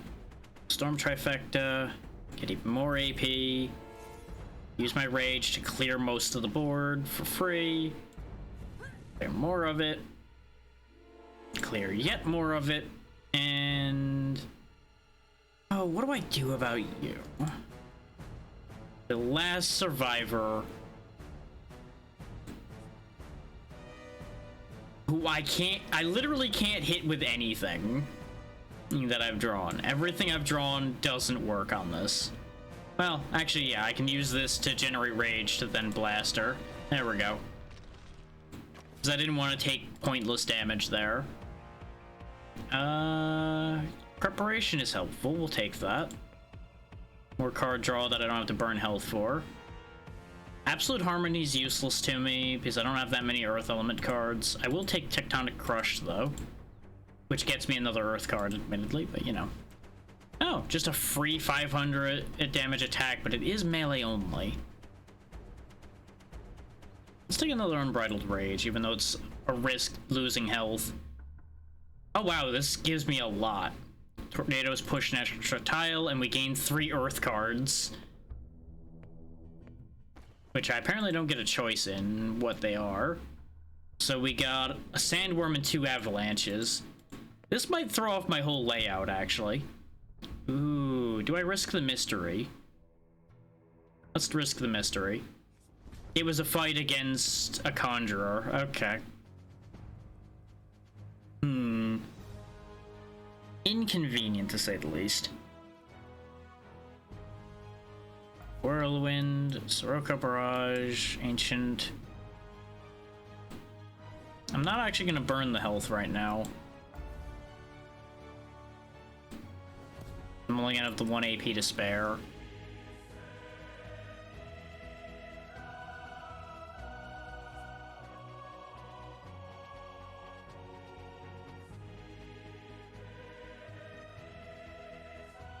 We do have a lot of AP this time, though, so go ahead and summon the fireballs.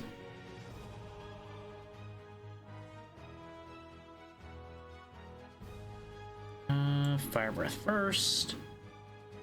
Or at least the free fire breath first.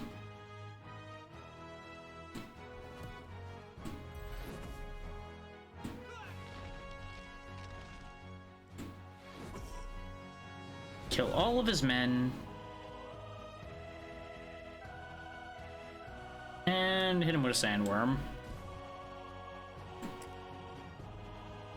There we go.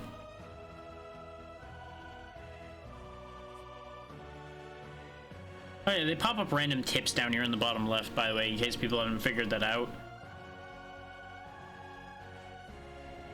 I really don't pay much attention to them, but they're there. They exist. And they would be useful if you actually need the information that they give. Which sometimes they'll actually give very important information.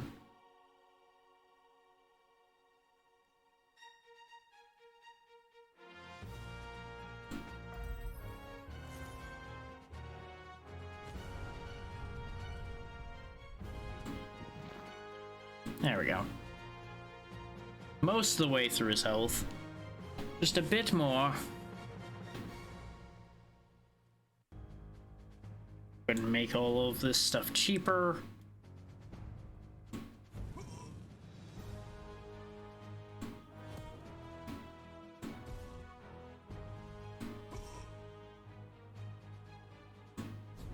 He's almost dead now. He's gonna summon a bunch more dudes, but they're gonna be in the same rough shape he is, so they won't live long. And they certainly won't be prospering, I can tell you that one for free. No, I don't think that's gonna combo properly at the moment. I think I need to do this first. Yeah, there we go. That way I get the card draw, Storm Trifecta.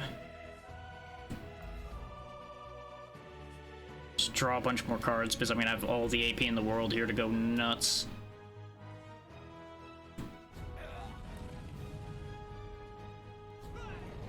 Sweep all of his men off the board, and then crush him just like his hopes and dreams. In a moment, anyway. Oh, wait. Actually, if I don't crush him right now, I can grab the gold. But I have over 1,000 gold, so crush. I thought about it. I didn't realize how much money I had. We're also getting money at the end of that fight. We are gonna have one more plot fight here.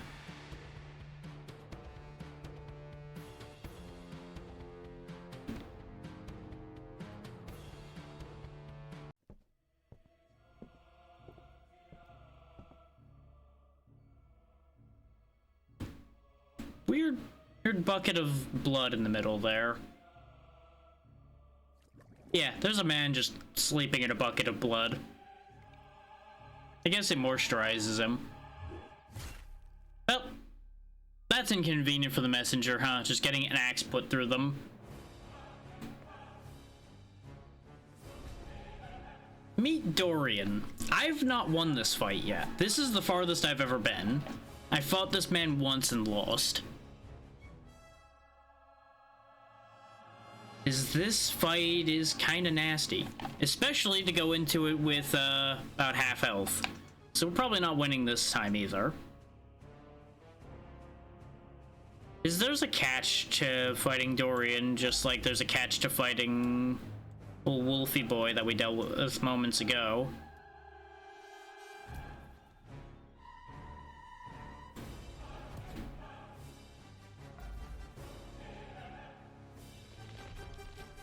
The unfortunate thing is I'm using a very similar build to what I did before when I fought this guy and lost, so I feel like it's gonna end the same way. There's a problem specific to what I'm doing, actually, that's gonna come a cropper here.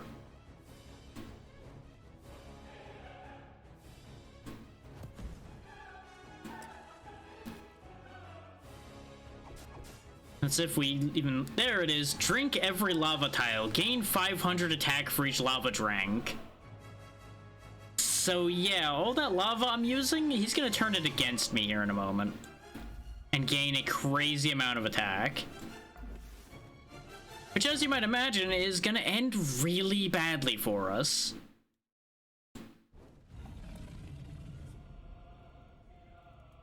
Is no matter what I do to try to kill him, I'm not gonna be able to kill him before he can do awful amounts of harm with that information.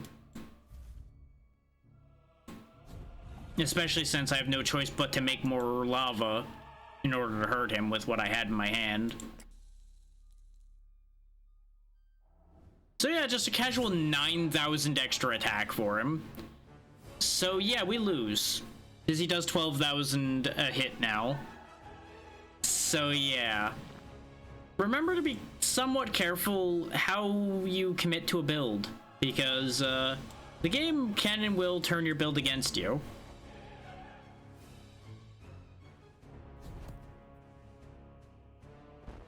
I remembered that he had this ability, but I felt it was important to show exactly how this can go wrong. And we got really what I wanted out of it anyway. So we're dead again. But we get to show off a couple levels gained because we did quite a bit. You also get titles as you go. In this case, we finally have the title of Raid Boss. I think it was first boss and then dungeon boss and then raid boss is what we have now, and we got another talent point. We claimed 4 territories, had a bunch of relics, almost 2 full rows of heroes slain. Leveling unlocks more cards. In this case, we got Terra Eminence, Enrage, and Unleash. Those all show up in your card pool, as you might imagine. New relics. Every time an earth card's used, a random card in your hand is reduced to 0 cost. That's very nice. I'm glad I'm getting that now because I'm probably going to try an earth build soon. I might even try an earth build right now before we end for the day. The Serpentine Scepter. Every time you use a combo card successfully, gain 20 rage. That's kind of eh. Sacrificial Dagger. Lose 10,000 max hit points but draw 1 more card every turn. Dangerous, but I like the idea there.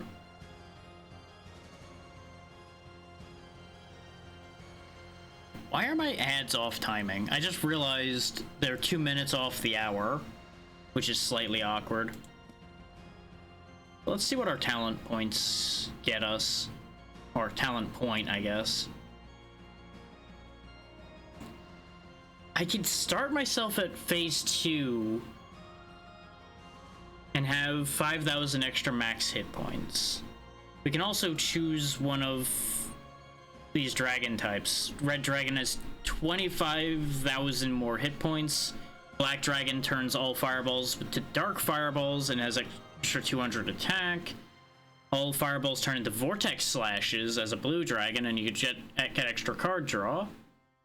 Golden dragon turns all fireballs into tectonic crushes and gets 1 more max AP. We get a raid from Everbright. Thank you for the raid. What were we up to today? Hope you had a good time doing it. Yeah, many dragons. Welcome in, everybody. Hope you all had a good time with Everbright, and hopefully you're all having a good day in general. Yes.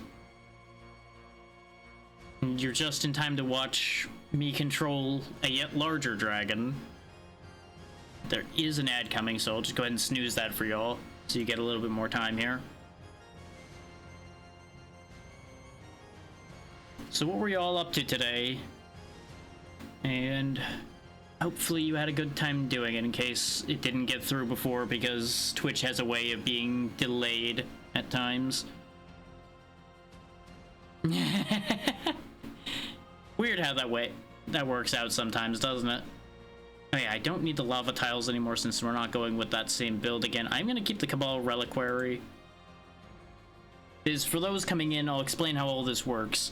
You control a raid boss dragon instead of your standard hero characters for a lot of these types of card games. So with it, you come with a bunch of unlockable boss mechanics, of which you can choose 3 per fight. Oh, that's what was meant with that. Okay. Interesting. There's been a lot of those throughout history, so you can end up finding some very strange concepts that way. Oh, you can select cyclones in there. What does this one do? Ooh, meteor damage up and extra meteors. Okay. Well, I'm planning on doing an Earth build, so let's grab that. And if I'm gonna go an Earth build, let's grab the Golden Dragon so that I can actually start with Tectonic Crush as well. So what was the most notable Mandela effect you ended up seeing today? I think that'll be a good question. Like, what's the one that caught you off guard the most might be the best way to word that.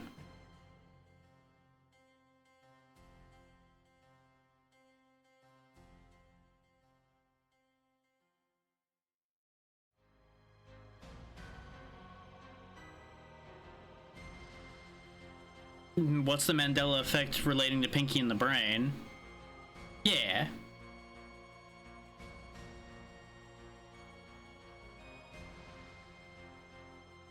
Correct.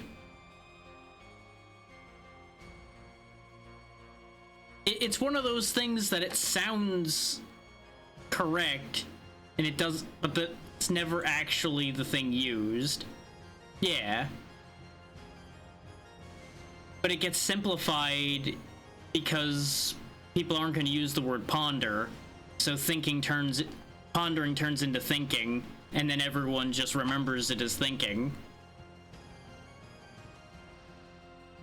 I don't have a good phase 1 for Earth, but Essence of Air will still work. And it'll make sense why I'm picking based on that here in a moment when we actually start our first fight. Let's go fight this captain over here.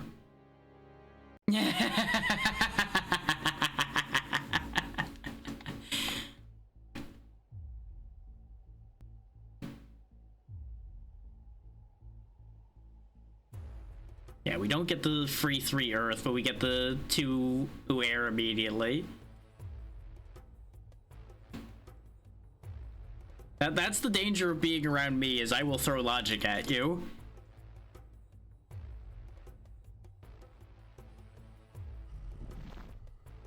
Oh yeah, by the way, you don't get a new sprite or model depending on how you really want to look at this. It's 2-dimensional, so you could kind of go either way with that. Depending on the dragon type you pick. They are planning on adding different images based on dragon type, they just don't have them implemented yet. Huh, that one I had no idea about, but I also didn't even know that there was a mix on that one. Like, based on the way that's written, I can see how that would happen, but obviously hearing it, you'd never know the difference.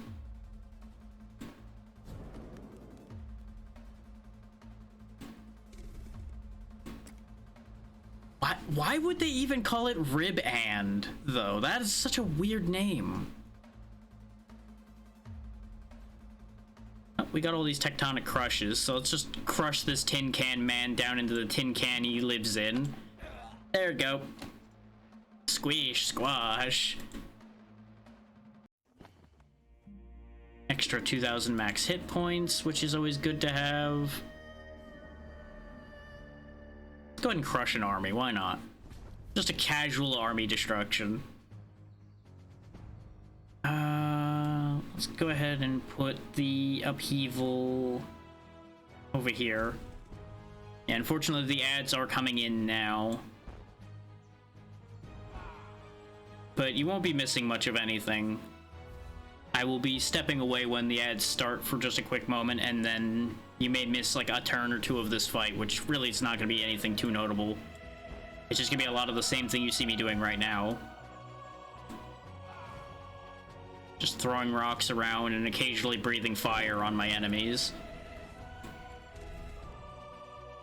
But that's the main gimmick of this game, for those that may not have caught it, is tile manipulation and just doing the best you can with the hand you have, as is typical of a card game. Each of these 3 sections of your health bar are your 3 phases of the boss fight as well.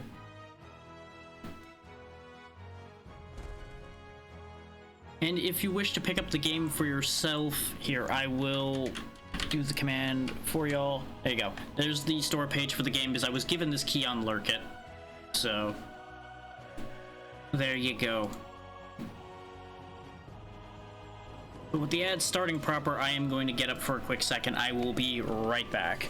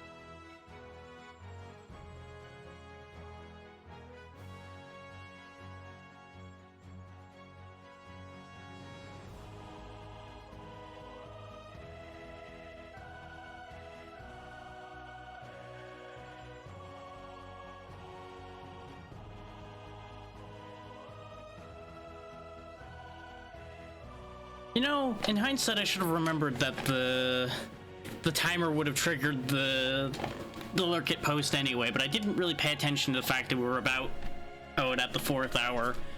Either way, sorry for the delay. I have returned to continue destroying these foolish mortals.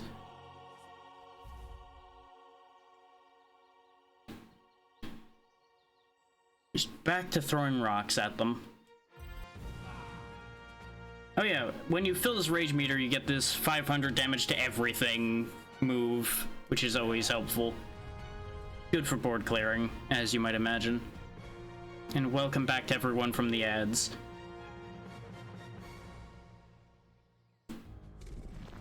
And spread a bunch of earth over here that I may or may not use in the future.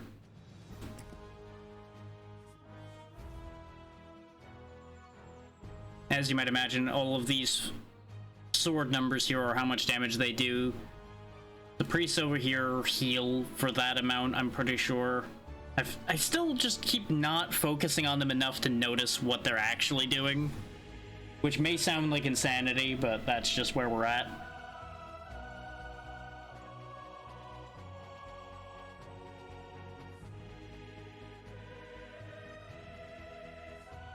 I admittedly started this day off not all here, because I ended up getting woke up early by roadwork that's happening outside. So I've been a little off my game the whole day. So bear with me if things I say and do not make the most sense at times. There's a lot of hum a few bars and fake it going on today. There we go, just power up a bunch of armor. Okay, so this is very effective at piling up a bunch of earth around, but so far I'm trying to figure out what the earth build actually would do damage-wise. Which I think still relies on fire to do things like that. Because all the elements, as you've seen, have interactions that you kind of gotta manipulate to get the main meat of the game to happen.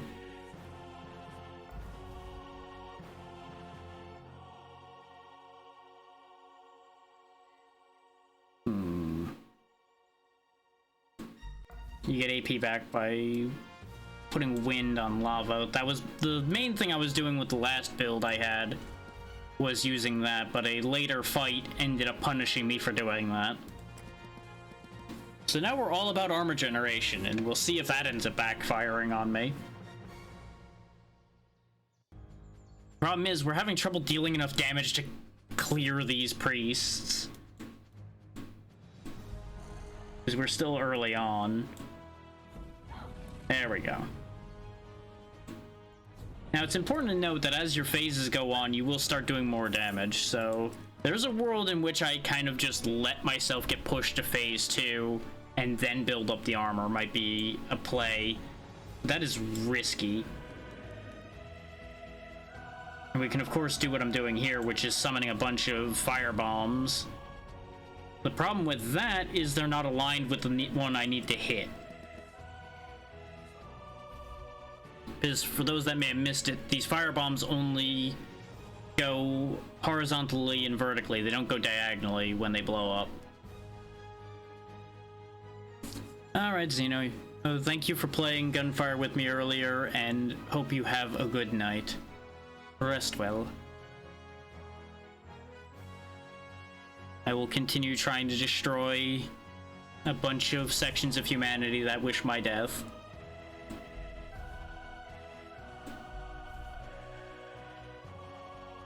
What happens if I throw that on a tornado? There we go. That blows up. I certainly will. There we go, fire breath, and the fight's finally over. This is why I said when y'all went to the ads, it wasn't gonna be anything you're gonna miss that much, because I was gonna be stuck in that fight for a bit. Yeah, for all those coming in from the raid and those who may have missed, basically the idea here is complete each of these regions to get the most bonuses you can. Once these flags are all filled, you get a raid that comes in that tries to kill you. And once the act number over here gets filled up from the same moves as this fills up from, you will get an act boss that comes in and tries to kill you. And there's also the kingdom hero that arrives. There's a lot of moving parts going on here is the point.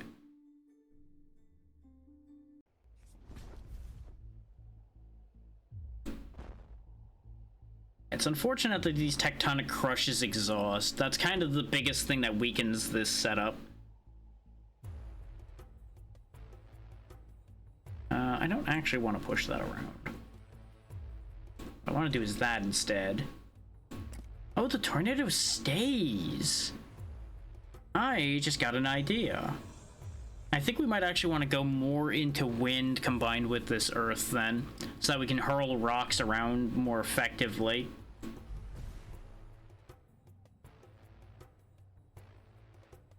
Getting brilliant ideas. Okay, the boss is dead. Most of his troops are dead. One archer remains defiant and is now also dead. Easy.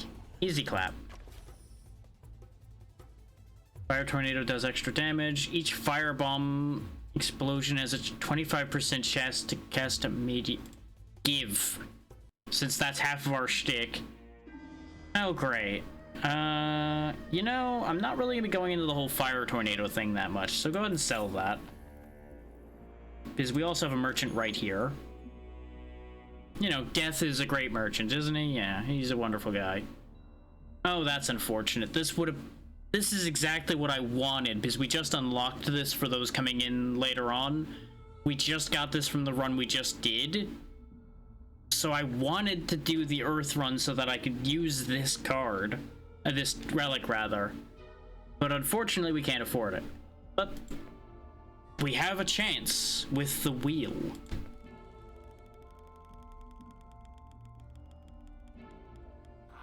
And I lost 5,000 health.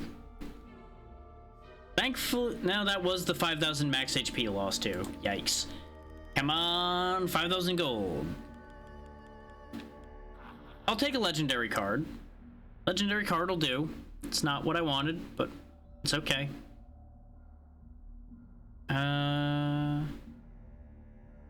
What is the legendary card we got? Actually, that's perfect. Storm Trifecta is perfect for the fact that I wanted to add more wind to this idea. So we're actually in a really good spot as far as that goes. But unfortunately, we're just leaving, and now we have to fight off Sister Layla. Layla. However you want to pronounce that. Thankfully, she does only have 6,000 health, and we do 1,000 with each tectonic stomp, so we can definitely make that work without it being too bad.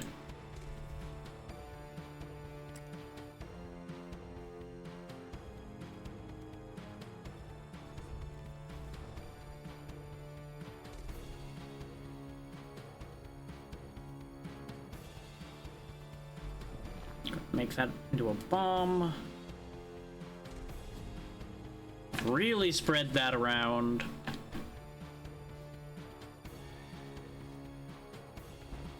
Just keep stomping her into the ground.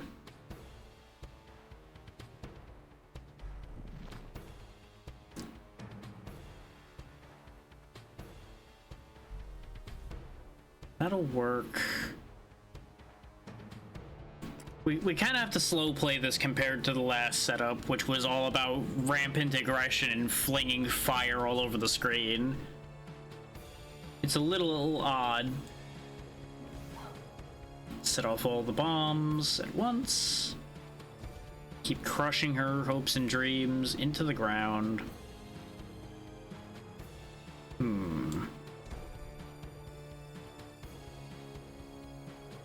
This won't do what I want, I don't think. No, it actually did some decent damage.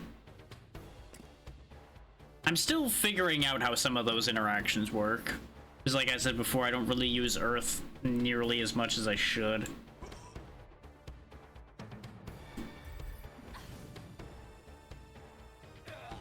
Rage to clear that one. There's no fire under his feet. But I can... Nope, that went the wrong way. Sad face. And now he just gained health. But he's dead now. So that attack wasn't too bad. We fended that one off just fine. Because remember, we are a raid boss, so our dungeon gets attacked. Because they don't like what we're doing. Considering, you know, the whole burning and pillaging and destroying, not usually the most popular thing to be doing. Quick Temper was very useful in the last run. I kind of want to use Supernova, because for those that don't know and didn't pick up on it, see all those pink dots? That's the radius it hits. And it does 2,000 damage. The problem being it is a 3-cost card to use.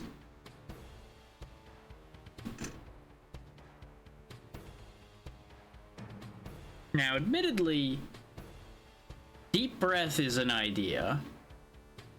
But again, it's expensive. So I think we're better off taking Quick Temper now and trying to roll into those other cards later.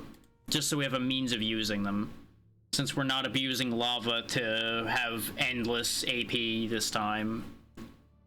We got 2 armies to get extra attack from here, though. So let's start feeding off of those. We have a lot of cities to destroy, which is... It sounds like a lot of fun, but unfortunately cities are really tanky. Which is a hell of a sentence.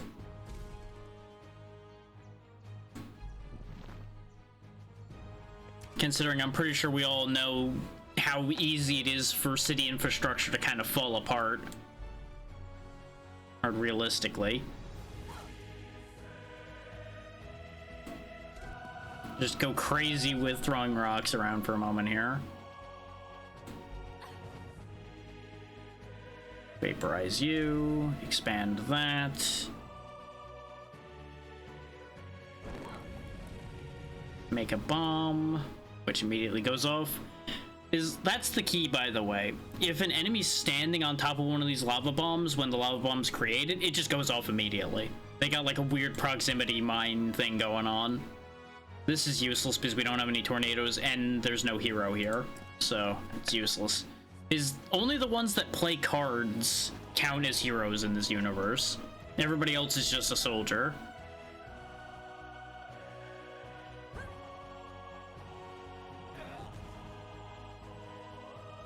And don't be surprised if my play is kind of inefficient. I'm just kind of throwing the cards around half the time. Efficiency is not really the goal I'm going for half the time here. Especially when I make plays like that and I just look at myself and go, what the hell were you thinking? Why did you do this? And the answer is frequently a disappointing because I could. Because the game let me get away with doing that.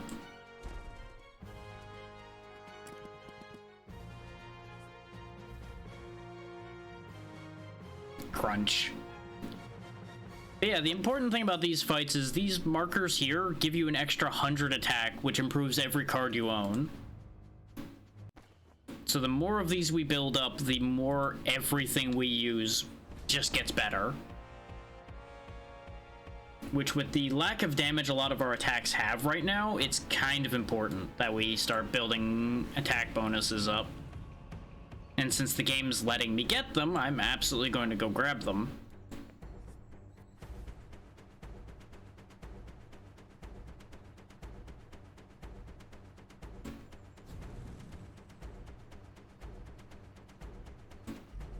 Let that spread nice and far. Drop a bomb at their feet by crushing them into it. Which just sounds really brutal when you say it that way, doesn't it? You just smash them down into an explosive. Oh, right, end of turn. But I can also do this. Wham! Is that... No, the gust doesn't do anything on its own. There's no heroes here yet again, so I can't do anything with that information. Go ahead and make all the cards in the hand cheaper. Because we can just whirlwind this to get the ability to use every card I have. Actually, I already could. It just didn't catch up in time, but it's fine.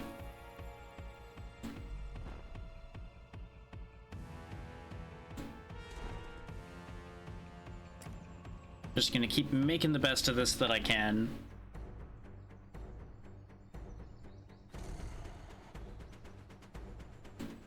Now, I will say, we've already been going for like 4.5 hours. This is gonna be last run. I have prep for tomorrow's collab I want to do. I've got...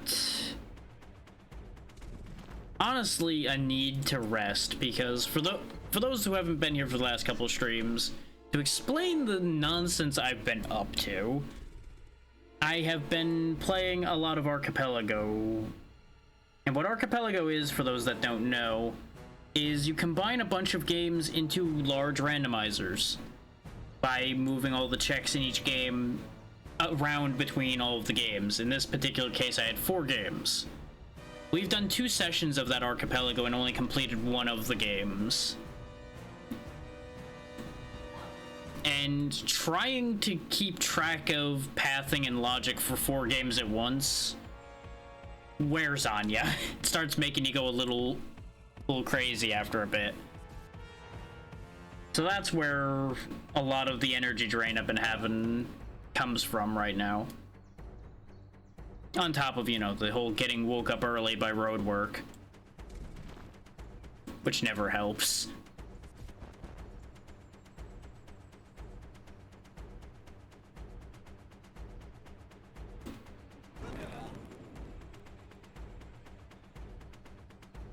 But it is what it is, and we're making the best of everything that we can. Because that's always what you gotta do. There we go. Just keep building up enough armor to wear off some of that. Oh yeah, if you hang on to the Master of Storm card, this is why I usually got rid of it, is now it's in my hand at normal cost, because it got shuffled back in. So you usually want to exhaust it if you're not going to use it, just so it gets out of the way. But I wasn't paying attention. Get used to that sometimes. I'm guilty of very frequently not paying enough attention to things that I should probably be paying attention to.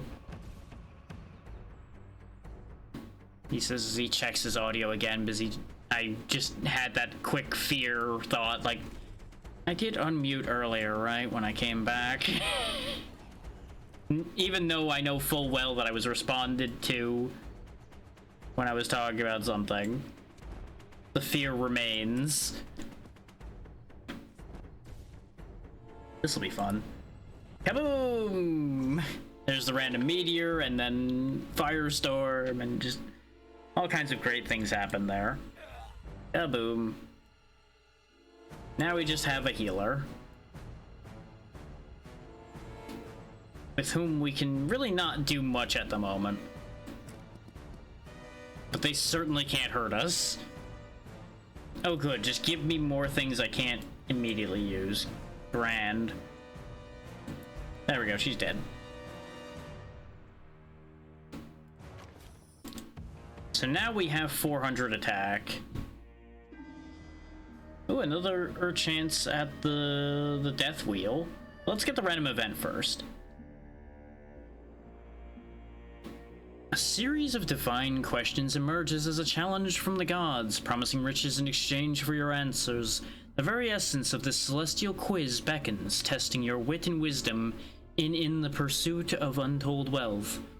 Answer the question right and gain 300 gold. What effect does the wind element have on the ice tile? I think it actually goes straight to a tornado. Nope. I didn't think that was right, but the other ones didn't sound right either. So it might have actually just been nothing. Because I think it's fire makes puddle. And I don't think a crack tile actually exists.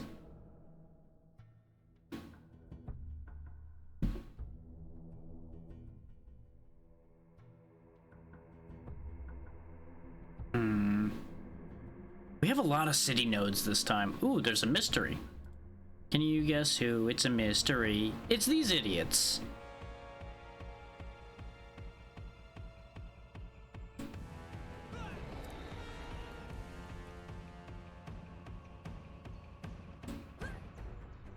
Crush. Crush. Kill. Destroy. No one's left but the lady herself once again. I don't know why I'm in a song mood suddenly. It may just be steadily getting loopier and loopier as time goes on. It seems like a likely case.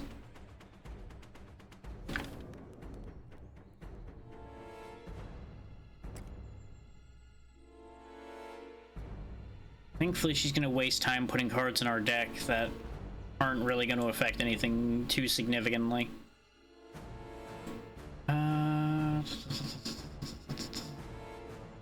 I can actually make use of the Mastery of Storm this time if I want to. Because what we do is we just throw the Cyclones over here, make 4 tornadoes, and boom! Just obliterate her with slicing winds. We do only need to take out the Huntress to get this area cleaned up completely now. And that'll get us a region reward. Or we go to the merchant and gamble. The thing is, when we finish this turn, we're gonna get attacked again. I'm not doing the city node because we can't... I don't think we can do enough widespread damage to actually clear a bunch of houses and actually get a value of it.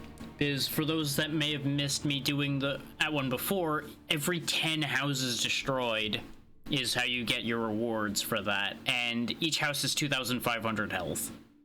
So at the rate we're at right now, I would have to have all my chips land pretty cleanly, and I don't like the way that would likely go. Speaking of not feeling lucky right now, let's kill the Huntress and do the merchant after. Because if we lose health right now to the wheel, it's gonna feel real bad. But this fight, we can literally just win right off. There we go. Fight's over. She's supposed to be something you fight right out the gate, and we're a little stronger than that now. Ooh, knockbacks doing extra damage works out nicely for us, but not as good as I'd hoped, but it is an early region. This is not a good fight to have the health we have for, because he's one of the highest damage early fights. We do have the Rumbling Vein, but we don't have any use for Essence of Air right now. Let's go ahead and get rid of that. Pyro card thing doesn't help us. Yeah, there we go. We unlocked Oton Cannon at some point. World Bearer is also a good idea, but I'd have to be in phase 3 for that, and I don't want to use something that relies on me being pushed to phase 3 right away. I like this idea better. Is the free fire bombs will be huge. Potentially. Depends on where they land, really. But we do have a chance to get meteors from our fire bombs. They're not the best placements, though. We're just gonna go ahead and crush the healers straight away, though. Let's just get rid of those. Nobody wants those around, right? Go ahead and blow up that archer, too. There we go. That's a pretty good start. I just gotta really work Marcus over fast. Or get a bunch of armor built up, like, immediately. Go ahead and quick temper. Because then we can avalanche for free to turn these into boulders. And then play 2 more boulders. There's worth of stuff here. Because all of this will give armor. So we just got like a field of armor here. Help keep the worst of the damage at bay.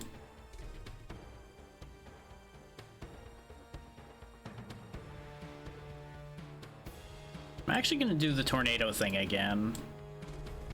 Because that actually was pretty good damage. Yeah, see, that knocked about half his health bar off. Quick temper doesn't help here, so we're not gonna bother with that. We do need to start clearing some of his men out. And, yeah, we might have just blown up everything. Maybe, you know, just casually blew up the world. It's fine. We're not gonna get as much armor now, but we don't need nearly as much when they're all dead.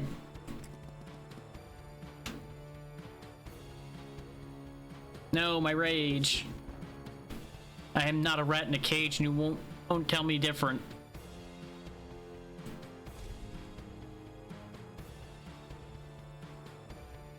Go ahead and get that back. Blow him up.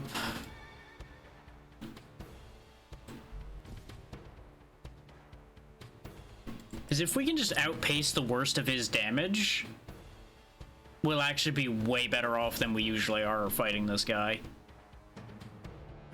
Storm trifecta again. In fact, I think we can just, like, kill him here. Not quite. But that'll definitely do it. There we go. More combinations, more damage. Just melt the poor fool.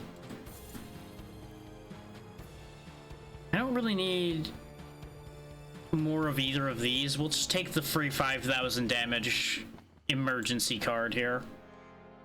Just want to quickly check a thing. Make sure we're still doing what we're supposed to. Okay. Everything's still in good order here. Just gotta make sure that nothing broke. Okay. We can heal for 1,000. Which is all well and good, but it is only 1,000 out of 48,000. So you'd have to do it 48 times to get your health bar back. That's still nothing to sneeze at, admittedly.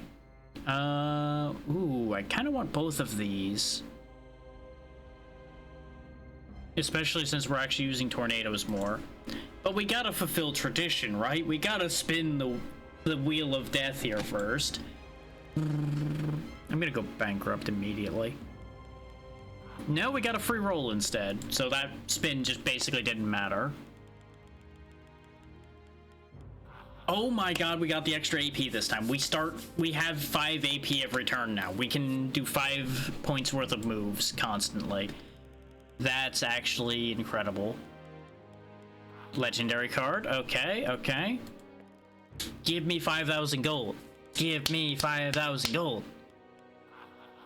Okay, I'll take the other legendary card, I guess. And now we can still get the Henriette if I want it. Or I take Sirocco and Zephyr. No, let's take the Henriette, because if we use the the Storm Trifecta in order to deal damage, which we now have 2 Storm Trifectas.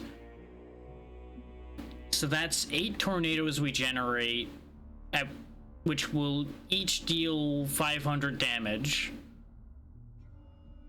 And then they're all consumed for 1,400 each. This Flame Circus is useless. I should have checked what we'd gotten and gotten rid of that, because we're not making lava tiles, really.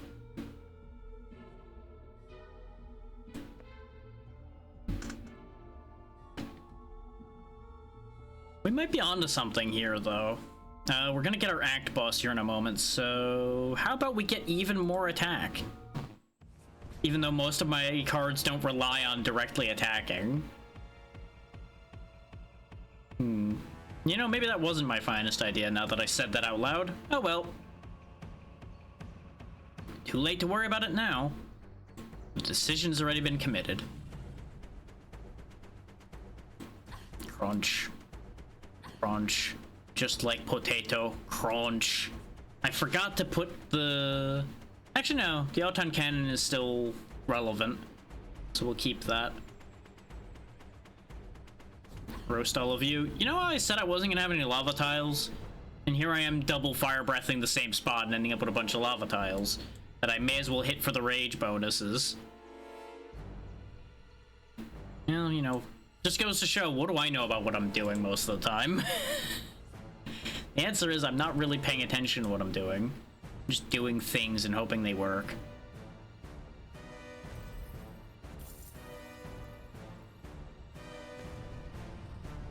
Go ahead and blow up all that. Blow the earth around.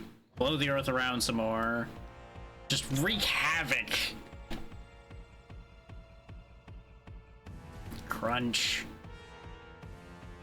Crunch.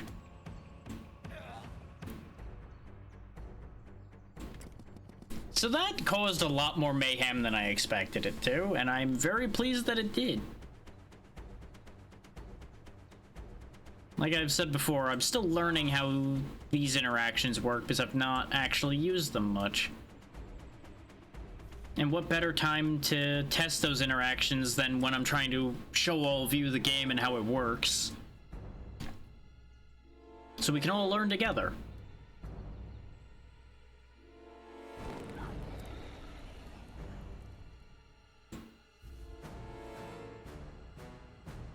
Master of Storm remains useless. Yes, I momentumed straight into what I needed. Burn, creatures, burn! I do get a card draw every time I inhale. But I couldn't guarantee that it was going to be what I wanted. This time it happened to be. So here comes the Dragon Slayer. Let's see how well we handle him. Having armor is great against him, as we learned before, because his big attack is blocked by armor. But I'm a little worried about our damage output against him.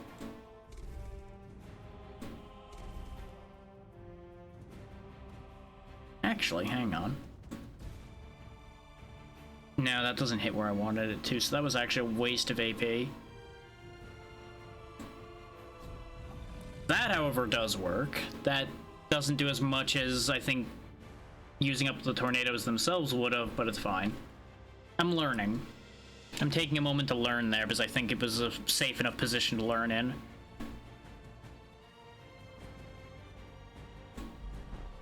Some rocks around. A rock at his feet. Smack him with the rock. Hit him with another rock. And how about another rock for color? The color is gray.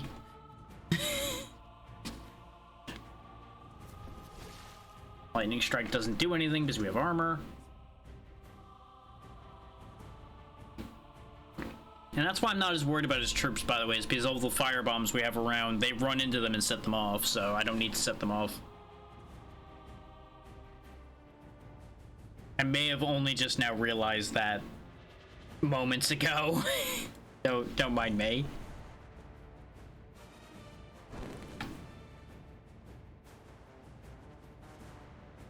There are many things I'm only belatedly realizing about this game as we go.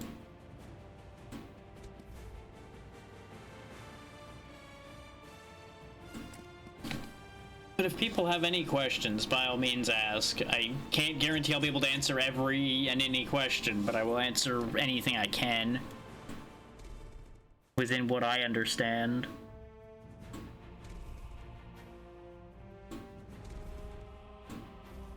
Go ahead and deal out as much damage to him as we can there. This should hurl some effective rocks. Cook those guys off, get rid of him. Now he has no support anymore. All of his friends are dead. And more weird rocks have just appeared at his feet.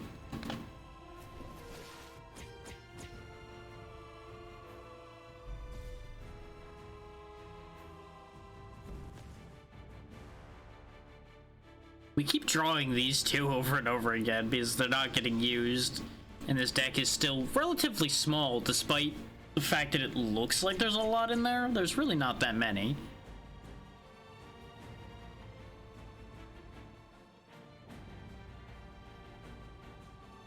Play Storm Trifecta again. And if I do this right, we should actually be able to get a kill here. No, I can't actually place this in a way where we're gonna get nothing but tornadoes. So instead, let's do that. And then do that again. So we just pelt him with a ton of rocks. Just like bury him in boulders.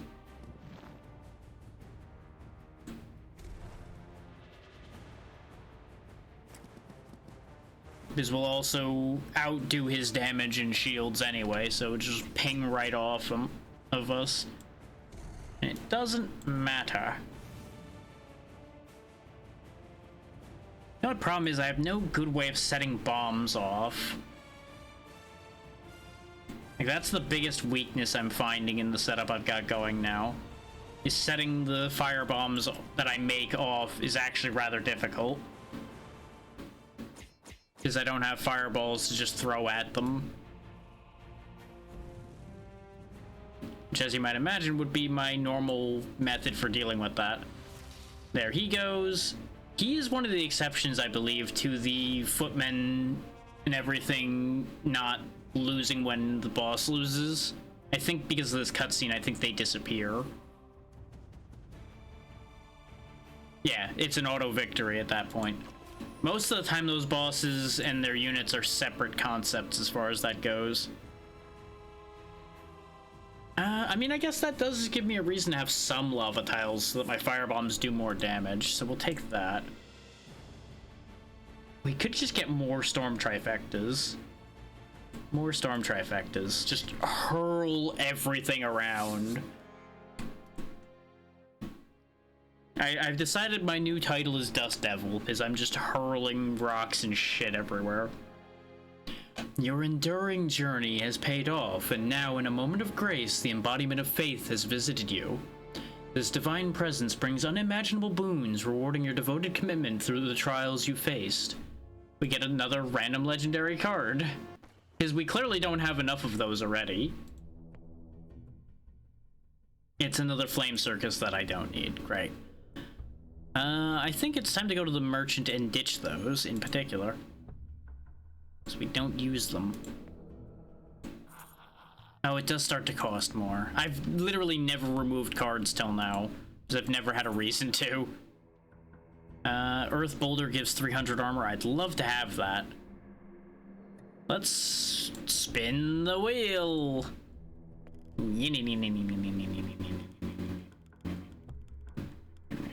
Ow. This keeps going poorly for me as far as my health goes. Ow. At least that one wasn't permanent damage.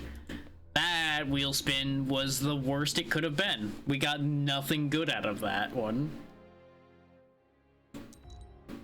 Now we get attacked again. Oh, Prix is here. I've yet to fight him. Oh, good. He destroys tornadoes. Great. Great. I'm glad I keep getting the ones that hard counter the thing I'm doing.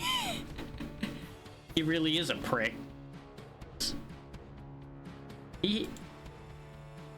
Why is there 4 of him? Why do they all have 50,000 health?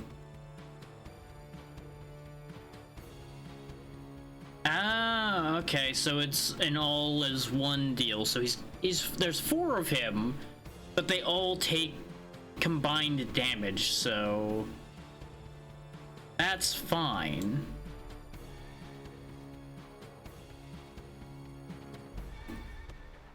This means this will be really bad for him. Already down to 19,000 instead of the 50,000 he started the fight with, and I didn't even spend a single AP for that. I love it here. I love being this dragon. Whoosh, there goes half his army as well.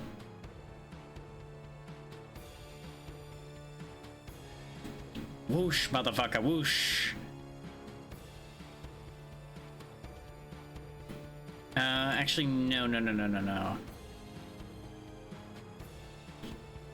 Oh.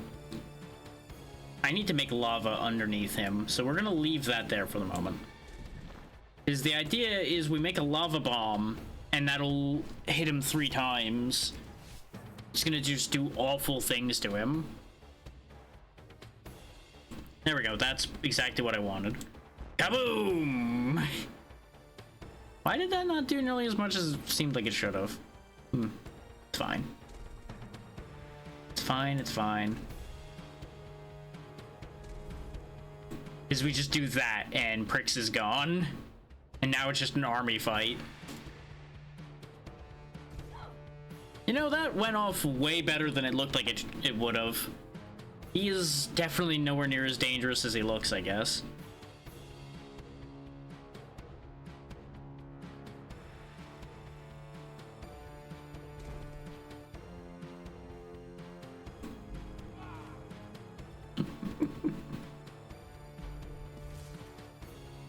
Power of Wind is like way stronger than you'd expect it to be.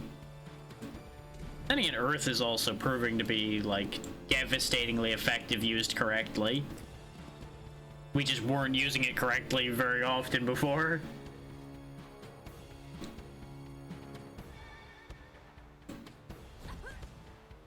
Go ahead and nuke all of that. I think this will hit him. Nope, goes the wrong way. Rip. Crunch. Burn. Make more armor so that I don't get hurt.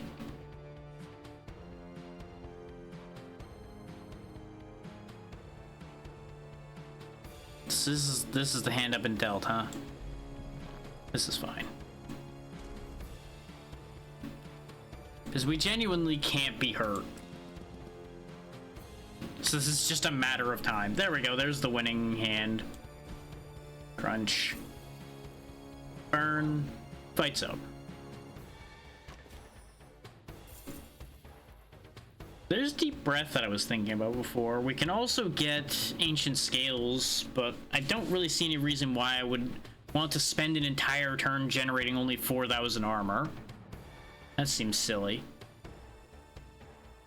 There's also Ancient Pulse, though. No, I think Ancient Pulse is more important right now, because we need AP generation. We're about to get Act 2 here in a moment, which is also problematic. There's Bugaboo, who is another boss we haven't fought yet. He won't get me a region thing. The only region we have that we can grab right now is by doing this city node. Let's see how we do then. Let's see how well we do with destroying a city.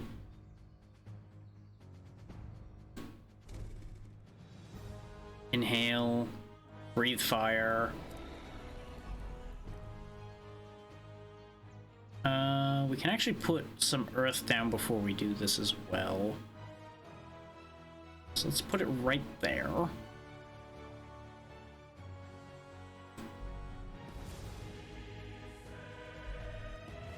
There we go, just cause an earthquake. That seemed like a better idea. The armor doesn't matter at all, obviously.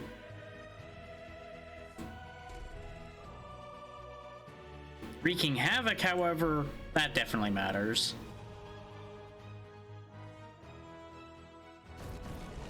And actually, I have an idea here.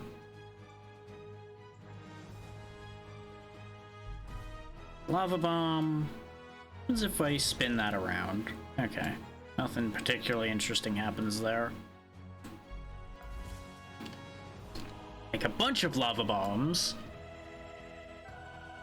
Set off the whole lot of them. Yeah, there we go. Now we got something going here. This might actually be more effective at city destruction than widespread fire, which is mostly sensible, actually, now that I think about it.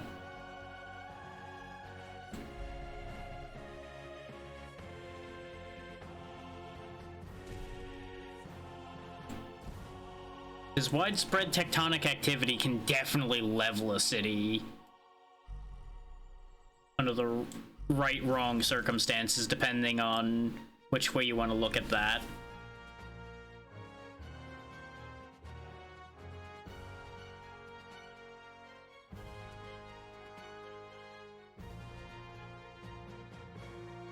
There we go, we can crush that pumpkin patch to get a guaranteed extra destruction. This hand's kind of poop, though. This is our last chance.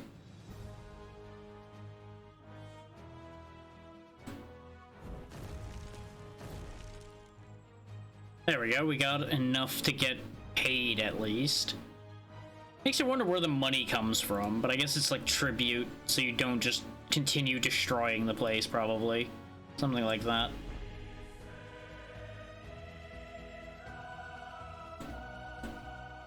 Yeah, house debris doesn't do anything. I don't think this will go the right way I want it to now. Oh well.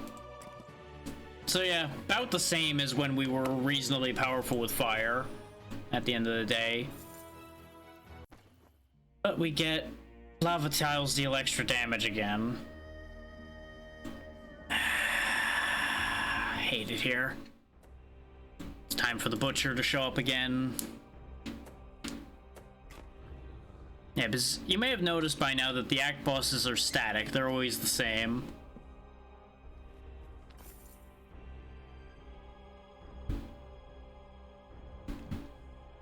It's a pity we don't get the money he's supposed to be getting paid when we kill him.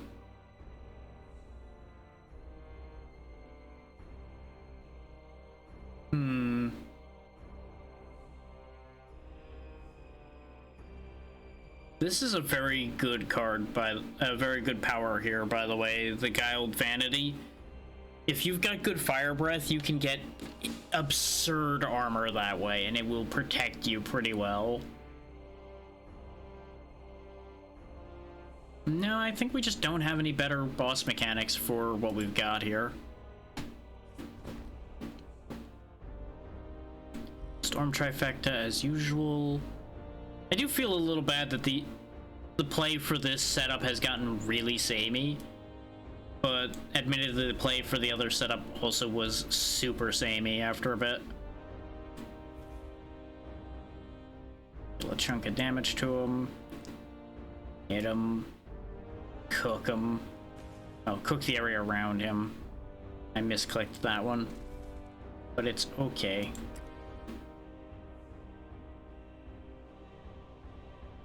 This is also absolutely why this is last run, because I can definitely feel the brain fade getting stronger.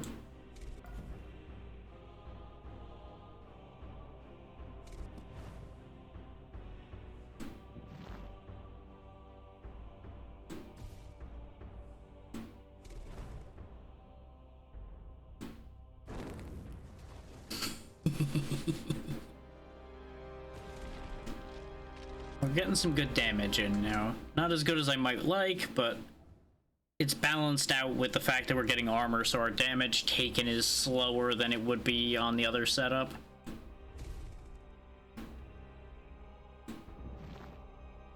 It's actually rather neat how these balance out. I don't think that bomb will ever actually be useful now that I placed it there. I think that might be a useless bomb.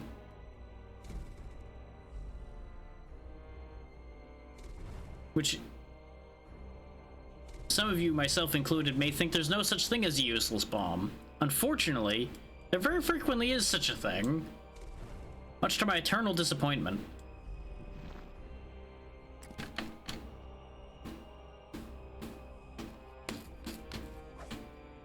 And there's also just some days that you can't get rid of a bomb.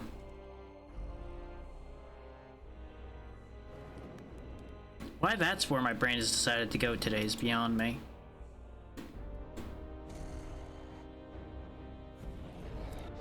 There we go. Force his phase 2. Get some more defense built up. He's also going to run onto that boulder, which is what I want. Oh no, he runs a little further than I thought. Okay, let's go ahead and make all these dazes free to get rid of. That's okay, we can just place a boulder there too. Joke's on him, the more boulders I have, the more defense I have anyway. Still slaps me straight into phase 2 though.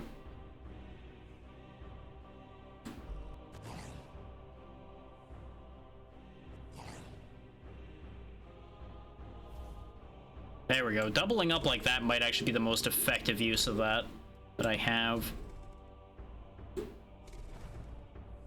That one went the wrong way though.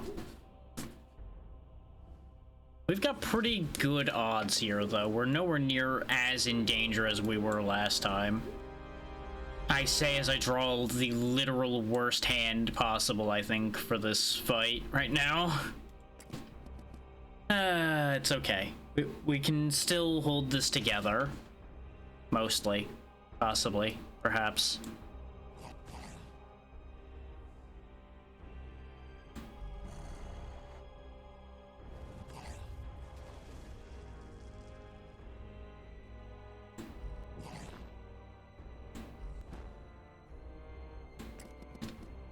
Yeah, because we're still blocking off a chunk of the damage he does, which is slowing him down. But still not slowing him down as much as would be nice in this situation. Especially for just how slow I'm ending up having to play now, because I'm just not getting the things I need. Now that we've been forced into phase 3, we get even more fire bombs. They're all landing in the wrong places.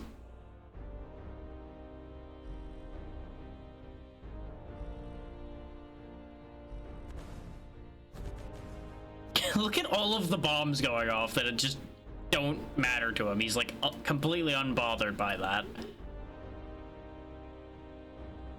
Damn moisturized werewolf just over there, don't care. He's just having a great time.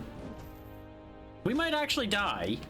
Yeah, because I've been unable to do any real goddamn damage to him. Thankfully, I have a way out of that situation, if it comes to that. Which I think it's going to. Yeah, because he's gonna live otherwise, so Blue Flame, go away. We're just gonna get out of jail free e-card that one. That's why I keep Blue Flame around, though, is it's quite literally a get out of jail free card. Ooh, 5 Earth cards give 1,000 armor. That's pretty good, but Rubble and Fire has a 50% chance to also create a Firebomb is pretty fun. The problem is Rubble. No, I think we do want that, actually. We'll take Terra Eminence because that's a lot of Earth applying. So that'll be a lot of free armor for us. Not to mention causing widespread havoc. We don't need to deal with Molthrax anymore because we've already won that fight. Savant is over there. Part of me's curious to see how well we'll do at destroying a city with some of the new stuff we have, but we can get more new stuff before we do that. Let's go ahead and fight these two. So the Master of Hammer is going to be... Ugh. Could do the Geminates instead, but they're kind of as well. Yeah, we'll at least fight Bugaboo to get the 2 cards in the hopes that that does something good for me. He's kind of creepy, by the way. Look at how one of his primary cards goes. It's just literally smiles. He's just a little bit weird and a little bit spooky.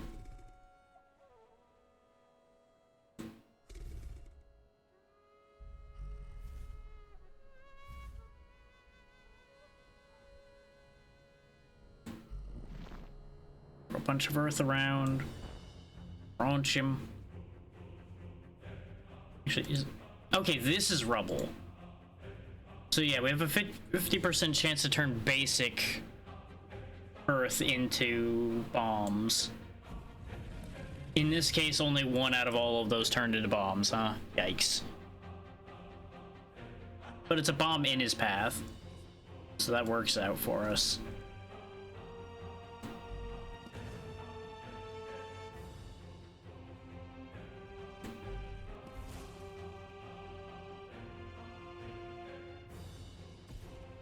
He's also just getting demolished. Bear in mind, he's only threatening if he can get to you, and he does a lot of damage if he can reach you. Maybe that's what they're referring to when they say Smile Man, though, now that I think about it. Maybe it's just, he's called Bugaboo in the field, but he's actually, like, labeled Smile Man in the code or something.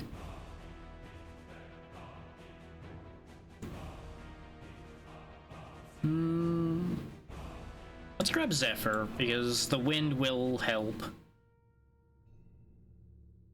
We really have cleaned up a nice, convenient chunk of the map so far.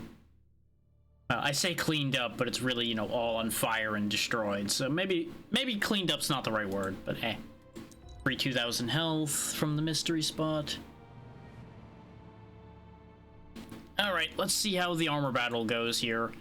The main shtick that the Master of the Hammer has is he makes himself gain lots of armor. Thankfully, we're not making lava tiles, so he's not going to get as much armor. He's also got a bunch of sand and bullshit everywhere, interfering with half of my whole shtick here.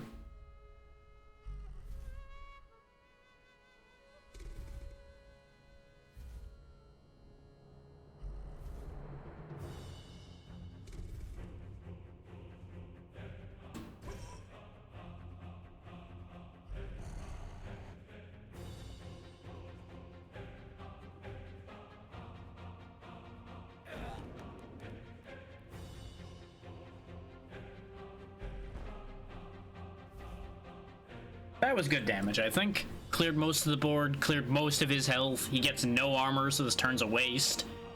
So I guess if you're not going lava, he actually isn't much of a threat at all, which is kind of funny.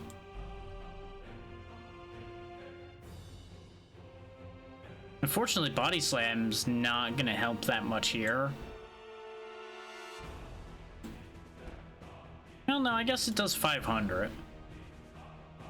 I don't know why it's saying 900. Oh, right, because it's an extra 400 because of our attack, right. It'd be most useful over here, because I can use the Fire Breath to clear these two out. There we go, just getting rid of most of his boys, and since he has no armor, his main damaging attack is useless, other than Quaking Hammer. Quaking Hammer is also kind of nasty.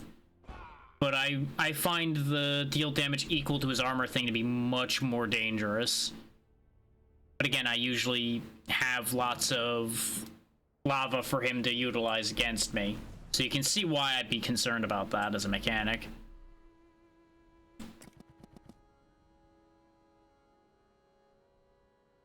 He also hits decently hard. Or just in general.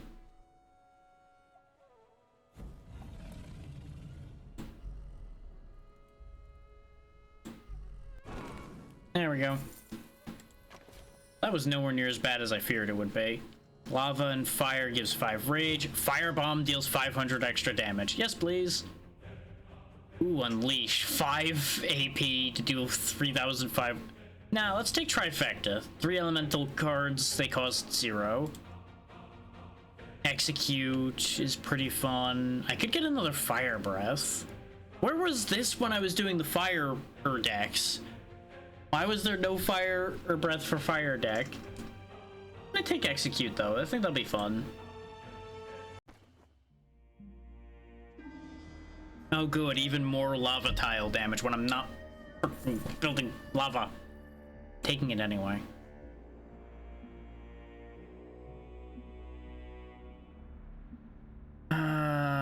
This is just bleh all around now though. There's nothing useful to immediately grab. I don't really want to burn health uselessly.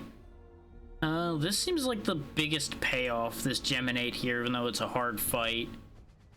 Why is this one harder than any other Geminate? There's just the two of them, as usual. Huh. I don't really know what they're on about with that.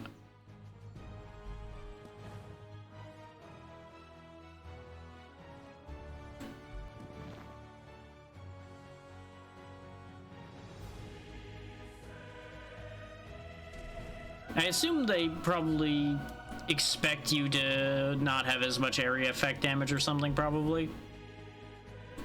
Because we've already nearly killed both of them. And obviously you have to kill them together, as we've discussed numerous times. Oh, but now they're split up a bit. That might actually be an issue.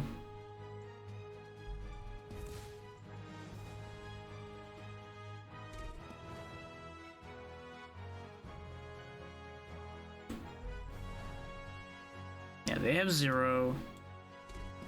There we go. Nice and easy. Just throw a bunch of wind and rocks around and the fight's over. Easy as pie.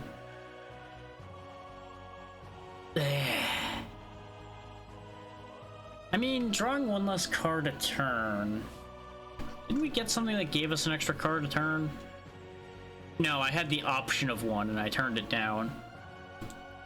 If we make all of our fire cards cheaper, that makes all fire breaths only cost 1. And ancient pulse costs 0. I think that's worth it. The card draw might prove to be an issue, but it gives us some clever options, so I think I like that idea. It might backfire on me. We'll find out. Now back to the guy sleeping in the puddle of blood with the demon ladies just around. Hello? This guy might actually not be anywhere near as much of a problem this time because we don't have lava everywhere for him to drink. It'll actually be really funny if we just sweep this guy this time. Oh, wow. Oh, does it only draw from my deck? If so, that's perfect, actually.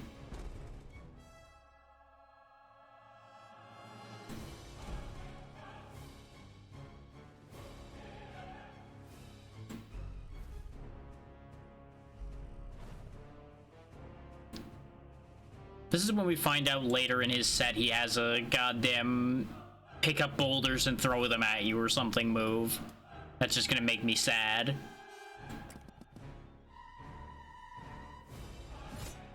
Though he still does a lot of damage anyway, so we may still get chewed to pieces here.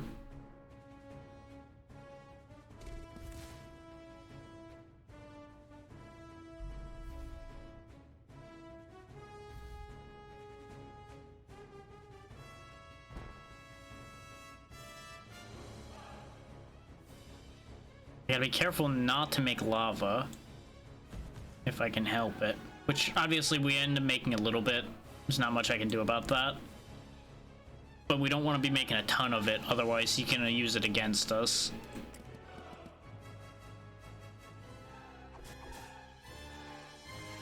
But we're already doing infinitely better compared to before.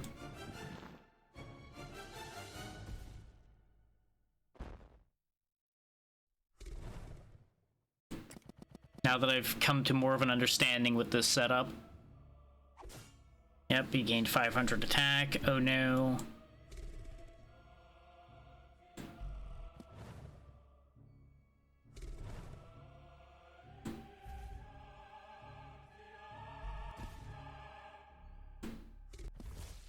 Gain a bunch of armor. Make fire bombs. Blow up the fire bombs. Cause fire tornadoes and wild nonsense to occur. Just think about how much harder we'd be to kill if I'd gotten that thing that made all of my boulders give me even more armor. How ridiculous this situation would be at this point.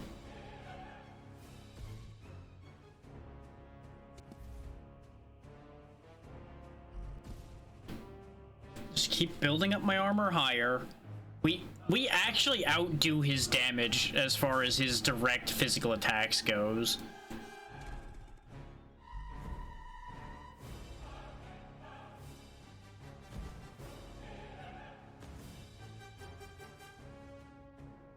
I'm running out of places to try to do the tornado thing. In fact, I think just trying to do the tornado thing at all is useless at this point.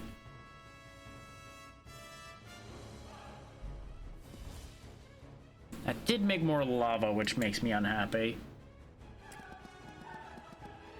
But we have 8,200 armor. So, good luck hurting me, motherfucker. We also kept that armor. I did not realize you keep armor from turn to turn. Oh, there we go. Crack every boulder tile.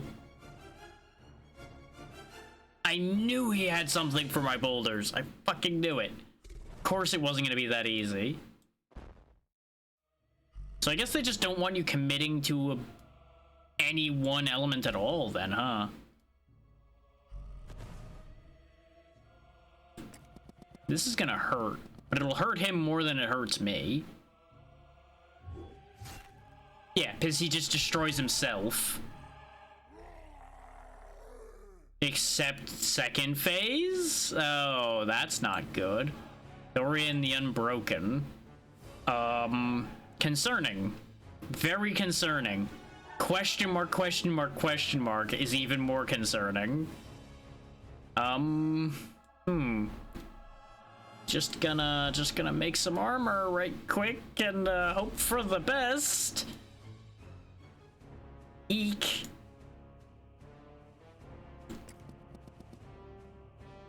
He is back down to only doing 3,000. I don't know what that did other than it hurt.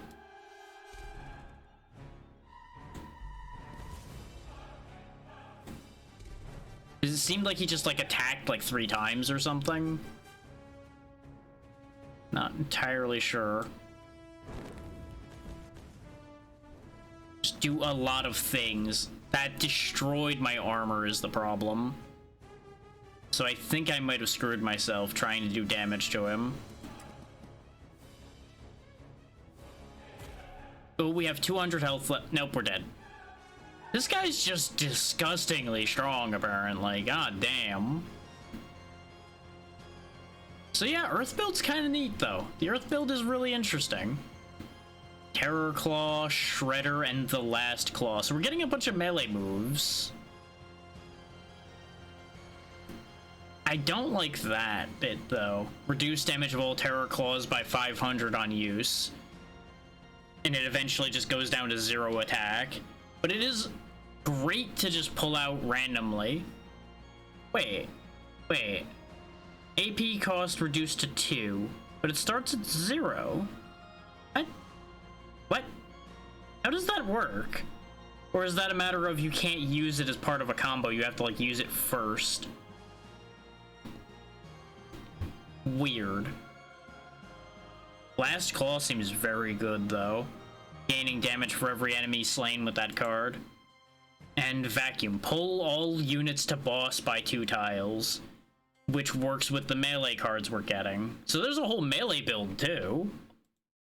He says getting steadily more tempted to go again in order to find out how that works, but no. We're already 5 hours in for the day. No. I'm not pushing my luck today. I've already pushed my luck enough today. Or I should say I pushed my luck enough this week. With a 10-hour stream, an 8-hour stream, and Tuesday was mostly normal. I think that was like a 4 or 5 hour stream, so that wasn't too crazy. And I have no idea how long we're gonna be going tomorrow. Oh, for the new collab for the 7 Days to Die group, is we're done with 7 Days to Die for those that missed that. That game's done with for the group. Will it come back again at some point? Maybe. But that's neither here nor there. But yeah, if you enjoy card games, definitely seems like you should have a look at None Shall Intrude. It's pretty good. It's pretty fun. I just need to figure out where we're going now. Ooh. That sounds like it'll be fun, but that's above my pay grade right now. That's maybe something I look at the VOD for later. Because while I still have a bit of energy, I do not have the energy to try to hold myself together, sending y'all into an over 100 viewer thing that's happening. I will lose my mind.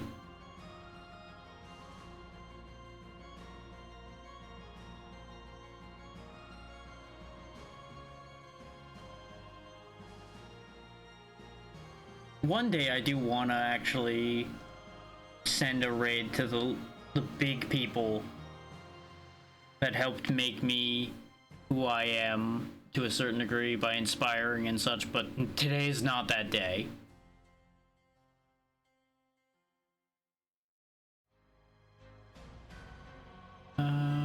Lots of people playing Marvel Rivals again, and I'm just not really here for that. Nothing wrong with the game, just not the right energy I want to send into.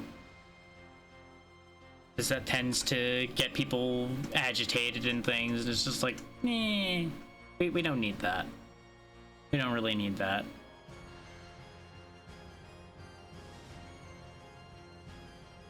How long has he been going? As much as I like this music and everything, I need to turn off sound for a moment. Oh wow, he actually only recently started. Maybe. Oh, that's what that is. Okay, no. That is something that will similarly give me a headache today, so no. I'm being picky again, and I know it, but I'm doing it anyway. Okay, you know what? I've got two choices in front of me. It's time for the coin to tell me where we're going. Ironic that in some ways these are both the same choice. Okay. That answers that. Mochi has won the coin toss. And the reason why I said in some ways they're the same choice is it was two cat girls. They were just two cat girls doing wildly different things. We have rated Mochi not that long ago, but we're doing it again anyway, because Mochi's good people. And she's playing Wolfenstein: The New Order, which gets a little dark at times. I do need to note that, so be prepared for that. It doesn't get wildly dark, but now and then it gets a little rough. But it's otherwise just dumb action game. So that should be pretty fun for everybody to watch. We already discussed a bit of schedule, but I'm going to go back over it again in case people missed it. Tomorrow is the new thing with the 7 Days to Die group. It'll be a little bit later than usual as far as I've gathered to know. We didn't 100% state that amongst us, but that's basically been just kind of assumed to be the thing.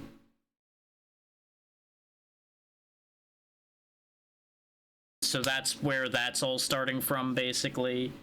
Then Monday, theoretically, we will be resuming the archipelago I talked about earlier, and hopefully finishing it.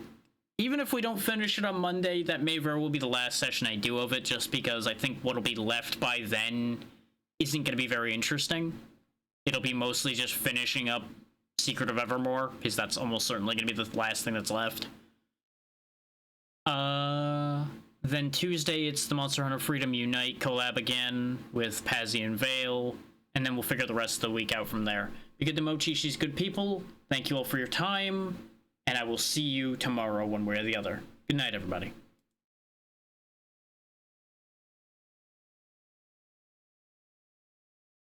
I don't know why I keep doing that hand gesture. It doesn't